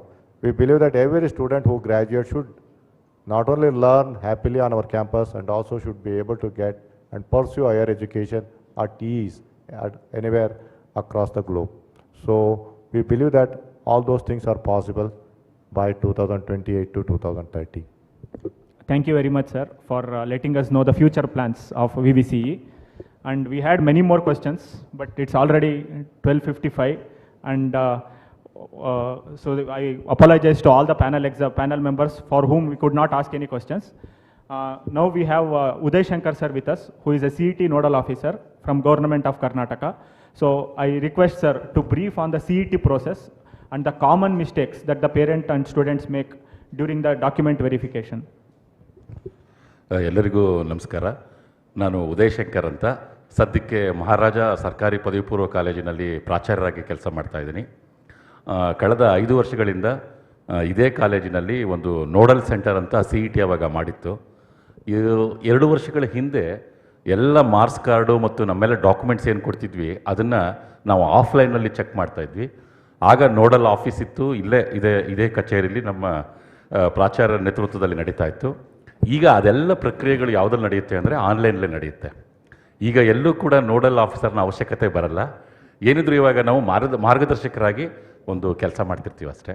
ಒಂದು ನಿಮ್ಮಲ್ಲೆಲ್ಲ ಒಂದು doubt ಇದೆ, ಏನು ಈ ಸರಿ 60 ಮಾರ್ಕ್ಸ್ಗೆ deleted ಸಿಲೆಬಸ್ಸಲ್ಲಿ ಕೇಳ್ಬಿಟ್ಟಿದ್ದಾರಲ್ಲ, ಈ wine ಕೇಳಲೇಬೇಕು ಅಂತ ನೀವು ಅಂದ್ಕೊಂಬಿಟ್ಟಿದ್ದೀರಾ. ಅದು ಯಾರಿಗೂ ಏನೂ ಗೊತ್ತಿಲ್ಲ. ದಯವಿಟ್ಟು ಅದನ್ನು ಮೈಂಡಿಂದ ಹೊರಗಡೆ ಇಡಿ. ಅದು ಎಲ್ಲರಿಗೂ ಅನ್ವಯಿಸುತ್ತದು. ಏನಾಗುತ್ತೋ ಅದು ಎಲ್ಲರಿಗೂ ಅನ್ವಯಿಸುತ್ತೆ. ರ್ಯಾಂಕಲ್ಲಿ ಎಲ್ಲ ಈಗ ನಾವಿಲ್ಲಿ ಕೂತಿರೋರಿಗೆಲ್ಲವೇ ಒಂದು 2 ಲಕ್ಷ ಕೊಟ್ಬಿಟ್ರೆ ಏನಾಗುತ್ತೆ ಅಂದರೆ ಏನಿಲ್ಲ, ಫೈನಲ್ 2 ಲಕ್ಷ ಜಾಸ್ತಿ ಆಗುತ್ತೆ ಅಂದ್ಬಿಟ್ರೆ ಒಬ್ಬ ಶ್ರೀಮಂತ ಒಬ್ಬ ಬಡವ ಆಗೋದೇ ಇಲ್ಲ. ನೋಡೋಣ ಅದು ಸರ್ಕಾರ ಏನು ನಿರ್ಧಾರ ತಗೊಳುತ್ತೋ ಅದು ಬಿಟ್ಟದ್ದು. ಈ ರಿಸಲ್ಟ್ ಬರೋಕ್ಕಿಂತ ಮುಂಚೆನೇ ಬಂದ ಮೇಲೆ ಏನು ಮಾಡ್ತಾರೆ, ನಿಮಗೆ ನೀವು ಅಪ್ಲೈ ಮಾಡಿರ್ತೀರ, ಮಾಡಿದಾಗ ಏನು ಮಾಡ್ತಾರೆ, ನೀವು ಈಗಲೇ ನೋಡ್ಕೋತಾ ಇರಬೇಕು ಡಾಕ್ಯುಮೆಂಟೇಷನ್ ಎಲ್ಲ ನಾನು ಸರಿ ಮಾಡ್ಕೊಂಡಿದ್ದೀನ. ಒಂದು ಸ್ಲಿಪ್ ನೀವು ಸಿಗುತ್ತೆ ನಿಮಗೆ ಅಪ್ಲೈ ಮಾಡಿದ್ಮೇಲೆ. ಏನು ಒಂದು ಮೇಯ್ನಾಗಿ ತುಂಬ ತೊಂದರೆ ಸಿಕ್ಕಾಕೊಳ್ಳೋದು ನಾವು ಯಾವುದು ಅಂದರೆ ರಿಸರ್ವೇಷನ್ ಪಾಲಿಸಿದು. ಅದನ್ನು ಯಾವುದೇ ಕಾರಣಕ್ಕೂ ಚೇಂಜ್ ಮಾಡೋಕ್ಕೆ KE ಅವಕಾಶನ ಕೊಡಲ್ಲ. ಕೊಟ್ಟಿರ್ತಾರೆ ಅವರು, ಕೊಟ್ಟ ಮೇಲೂ ಕೂಡ ಅದೆಲ್ಲಕ್ಕಿಂತ ಮುಂಚೆ ನಾವೊಂದು ಪ್ರಸ್ತಾಪಡಿಸ್ತೀನಿ. ಯಾವಾಗಲೂ KE Karnataka examination authority is student friendly. ಯಾವ ಮಗುವಿಗೂ ಕೂಡ ಅವರು ಇದುವರೆಗೂ ತೊಂದರೆ ಆಗೇ ಇಲ್ಲ. ಯಾರಿಂದ? KEಯಿಂದ. ಆದರೆ ಪೋಷಕರಲ್ಲಿ ಆತಂಕ. ಪೋಷಕರು ಏನು ಅಂದರೆ ಈ ನಾಳೆ ಕೊಟ್ಬಿಟ್ರೆ ಸೀಟು ನಾಳೆನೇ ಅಡ್ಮಿಷನ್ ಆಗಿಬಿಡ್ಬೇಕು ಅನ್ನೋ ಆತಂಕದಲ್ಲಿರ್ತಾರೆ. ಅದಕ್ಕೆ ಸ್ವಲ್ಪ ಟೆನ್ಷನ್ ಆಗುತ್ತೆ. ಅಷ್ಟು ಬಿಟ್ಟರೆ ಬೇರೆ ಯಾವುದೂ ಇಲ್ಲ. ರಿಸಲ್ಟ್ ಬಂದಮೇಲೆ ಸ್ವಲ್ಪ ಫಾರ್ ಎಕ್ಸಾಂಪಲ್ ರಿಸಲ್ಟ್ ಬರುತ್ತೆ, ನಮ್ಮ ರ್ಯಾಂಕ್ ಏನು ಅಂತ ಗೊತ್ತಾಗುತ್ತೆ. ದೊಡ್ಡ ಪ್ರಾಬ್ಲಮ್ ಏನಂದರೆ ನಮಗೆ ಯಾವ ಕಾಲೇಜ್ ಸಿಗುತ್ತೆ ಅಂತ ನಾವು ಗೇಜ್ ಮಾಡ್ತೀವಲ್ಲ, ಅದರಲ್ಲೇ ಕಷ್ಟಪಡ್ತೀವಿ ನಾವು. ಹೋದ ವರ್ಷ ಕಡೆ ವರ್ಷ ಎಲ್ಲ ತುಂಬ ಮಕ್ಕಳುಗಳು ಒಂದು 40-50 ಕಾಲೇಜ್ ಕೊಟ್ಟಿದ್ದಾರೆ, ಆ ಕಾಲೇಜ್ ಅವ್ರಿಗೆ ಸಿಕ್ಕೇ ಇಲ್ಲ. ಸೊ ಫಸ್ಟ್ ರೌಂಡು ಸೆಕೆಂಡ್ ರೌಂಡಲ್ಲಿ ಯಾಕೆ ಸಿಗಲ್ಲ ಅಂದರೆ ಅವನು ಗೇಜ್ ಮಾಡಿಲ್ಲ ಅದು ನನ್ನ ರ್ಯಾಂಕ್ಗೆ ಏನು ಸಿಗುತ್ತೆ ಅಂತ. ಅದಕ್ಕೆ ಒಂದು ವೆಬ್ಸೈಟಲ್ಲಿ ತೋರಿಸ್ತಾ ಇದ್ರು ನಿಮಗೆ ಎಷ್ಟು ಆಪ್ಷನ್ ಎಂಟ್ರಿ, ಎಷ್ಟು ಕೊಡ್ಬೋದು ಆಪ್ಷನ್ ಎಂಟ್ರಿ, ಬೇಕಾದಷ್ಟು ಕೊಡ್ಬೋದು. ಯಾರಿಗೋ ಒಬ್ಬರಿಗೆ ನೀವು ಎಷ್ಟೇ ಹೇಳಿದ್ರು ನಮ್ಮ ಮಕ್ಕಳಿಗೇನೋ ಬರೀ ಕಂಪ್ಯೂಟರ್ ಸೈನ್ಸ್ ಅಂತ ಇಷ್ಟ ಅಂದ್ಕೊಳ್ಳಿ. ಕರ್ನಾಟಕದಲ್ಲಿರೋ ಎಲ್ಲ ಕಂಪ್ಯೂಟರ್ ಸೈನ್ಸ್ನ ಆಪ್ಷನ್ನ ಮೊದಲು ಕೊಟ್ಕೊಂಬನ್ನಿ, ಒಂದು 100 ತಗೊಳುತ್ತದು. ಆಯಿತು, ಆಮೇಲೆ IS ಇನ್ನೊಂದು 100 ಕೊಟ್ಕೊಂಬನ್ನಿ, ತಗೊಳುತ್ತದು. ಏನು ವಾಟ್ ಎವರ್ ನಿಮ್ಮ ಇಷ್ಟಪಟ್ಟದ್ದು ಏನಾದ್ರು ಕೊಡಿ. ನಾವೇನು ಮಾಡ್ತೀವಿ ಗೊತ್ತಾ, ಬರೀ ಒಂದು 6 ಕೊಟ್ಬಿಟ್ಟು ಬಿಟ್ಬಿಡ್ತೀವಿ. ಅದೇ ತೊಂದರೆಗೆ ಸಿಕ್ಕಾಕೊಳ್ಳೋದು. 8ನೇದೋ 9ನೇದೋ ನಮಗೆ ಸಿಗಬೇಕಿರುತ್ತೆ, ನಾವು ಆಪ್ಷನ್ ಎಂಟ್ರಿ ಕೊಟ್ಟಿರೋದೆಷ್ಟು 6. ಆಮೇಲೆ ಅವಾಗ ಏನು ಮಾಡ್ತೀವಿ, ಎಲ್ಲರನ್ನೂ ತಡ್ಕಾಡ್ತೀವಿ. ಸೆಕೆಂಡ್ ರೌಂಡ್ವರೆಗೂ ಕಾಯಬೇಕಾಗುತ್ತೆ, ತುಂಬ ಆತಂಕ ಆಗುತ್ತೆ. ಮೊದಲು ಅದನ್ನು ಮೈಂಡ್ ಸೆಟ್ ಇಟ್ಕೋಬೇಕು. ಏನು, ನಮ್ಮ ಮಗು ದಿನಕ್ಕೆ ಕನಿಷ್ಠ ಒಂದು 2 ಗಂಟೆನಾದ್ರು ವಾಟ್ಸಪ್ ನೋಡುತ್ತೆ.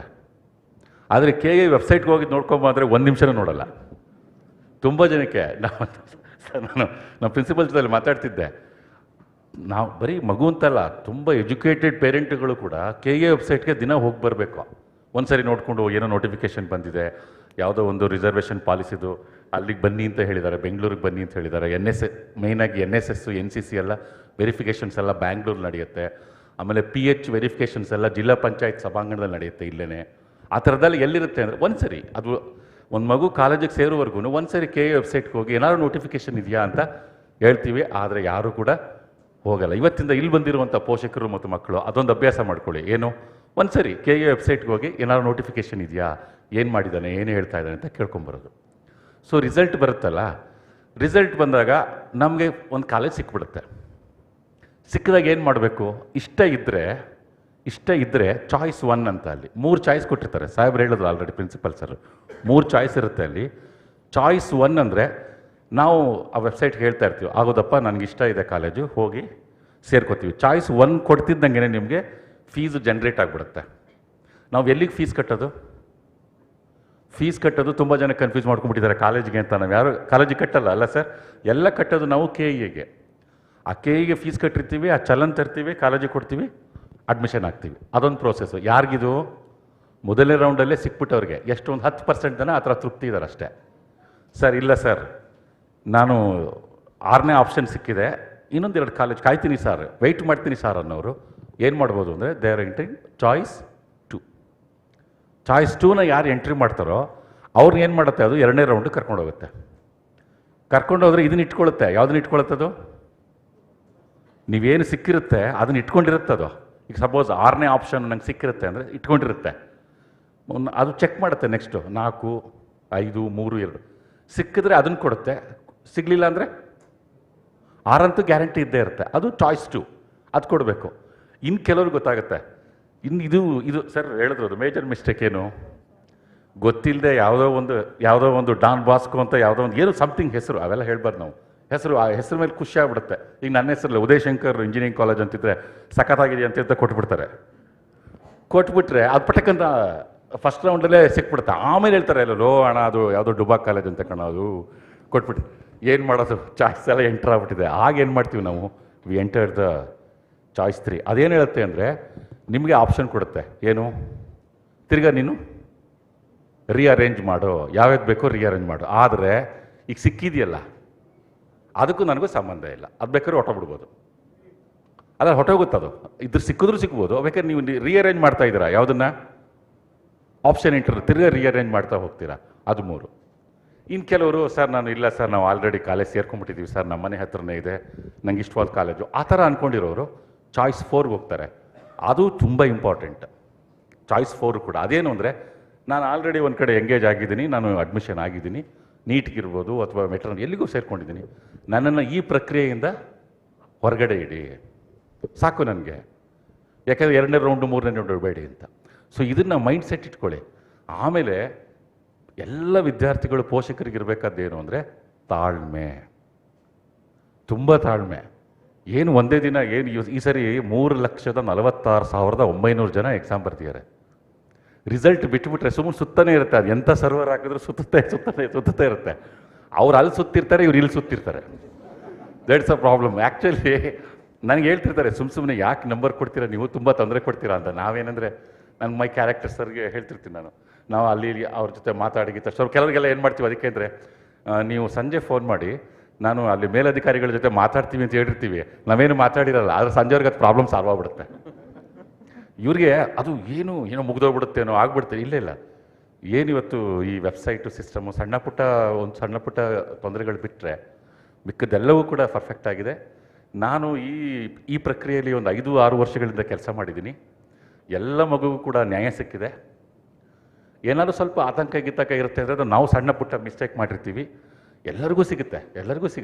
ಆದ್ರೇನು ನಾವೇ ಮಾಡಬೇಕಾದ್ದೇನು, ಯಾವ ಕಾಲೇಜ್ ನಮ್ಮ ರ್ಯಾಂಕ್ಗೆ ಯಾವ ಕಾಲೇಜ್ ಸಿಗುತ್ತೆ ಅನ್ನೋದು ತುಂಬ ಇಂಪಾರ್ಟೆಂಟ್. ಅದು ಹೋದ ಸರಿ ಮೈಸೂರಲ್ಲಿ ಕೆಲವು ವಿಷಯಗಳಲ್ಲಿ ಯಾರಿಗೂ ಸಿಕ್ಕೇ ಇಲ್ಲ. ಮಕ್ಕಳು ಸುಮ್ಮನೆ ನಂಗೆ ಇದೇ ಸಿಗಬೇಕು ಅದೇ ಸಿಗಬೇಕು ಅಂತ ಗೇಟ್ ಹತ್ರ ನಿಂತ್ಕೊಂಡ್ಬಿಡೋದು, ಅಪ್ಪ ಅಮ್ಮನ ಕರ್ಕೊಂಬರೋದು, ಇದೆಲ್ಲ ಮಾಡ್ತಾರೆ.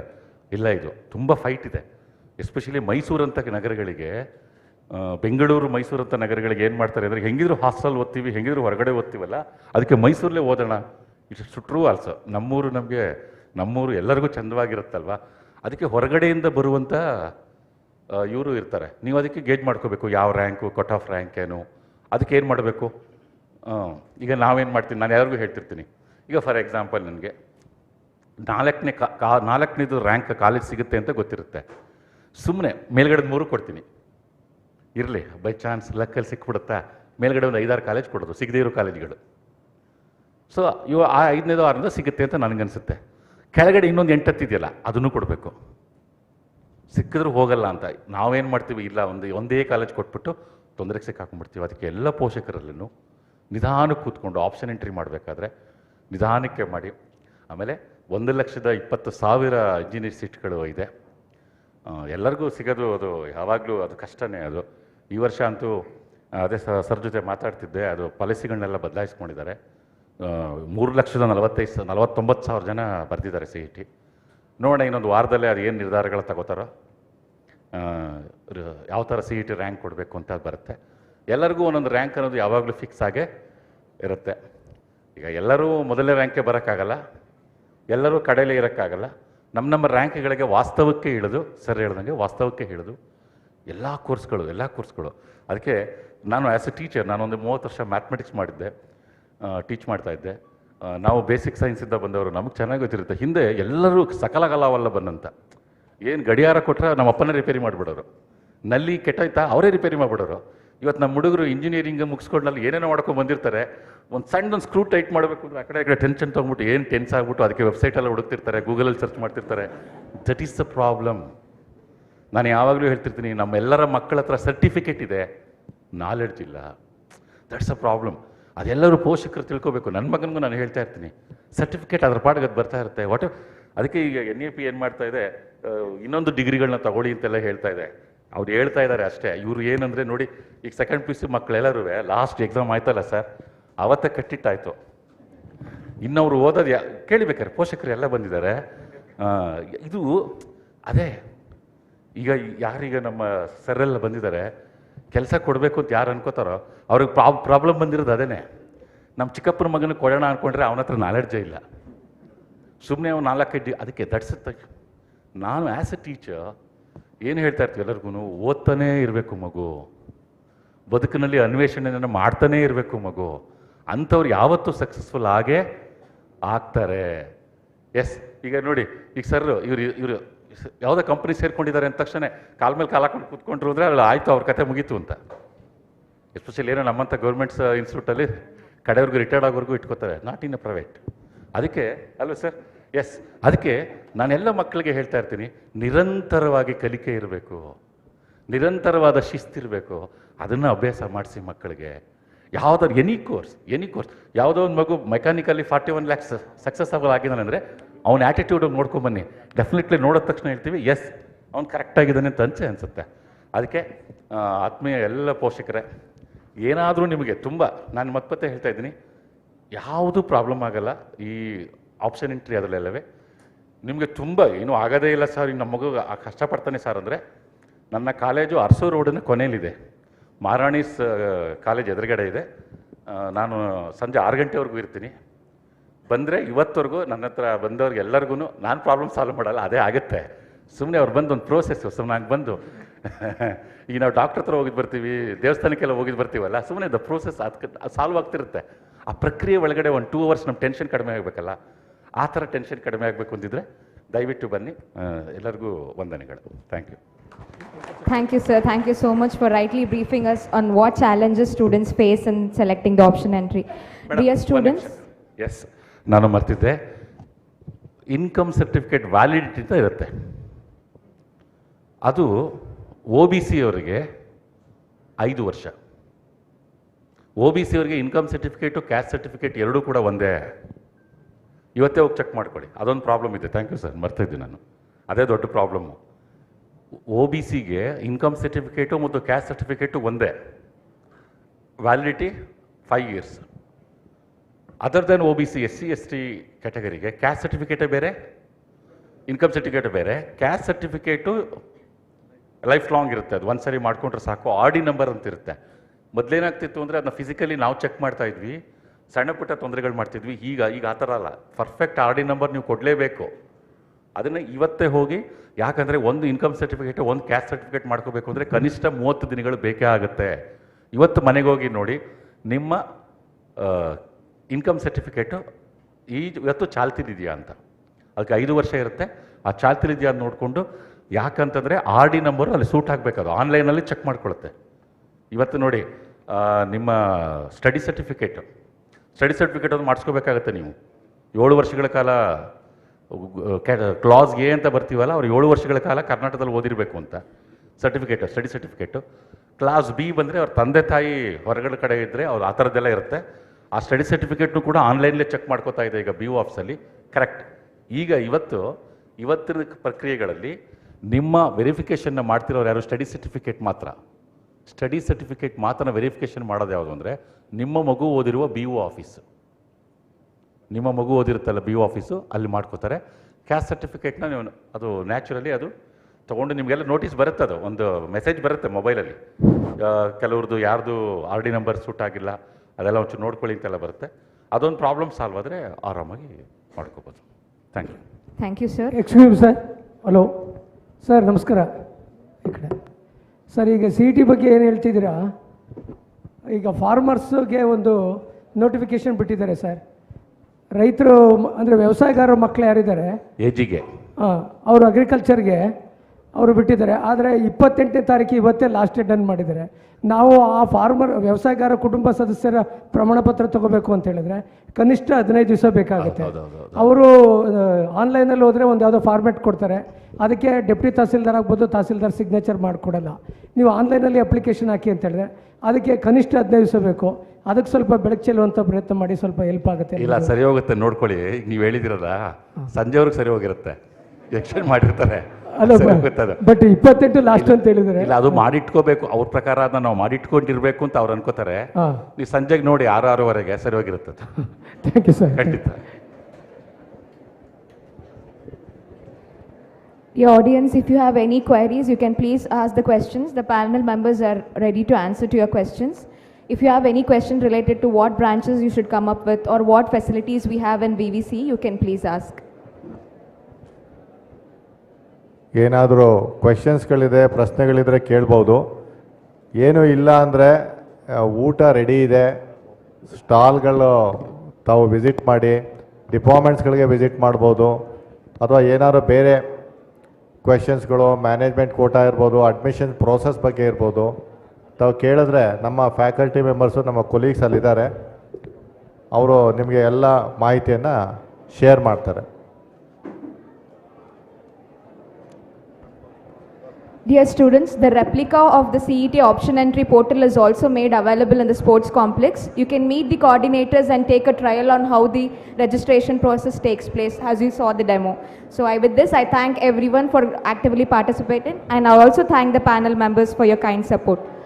I request everyone to please have your lunch at the sports complex right opposite to this building. Please do visit all the projects and all the stalls related to the departments. Thank you all.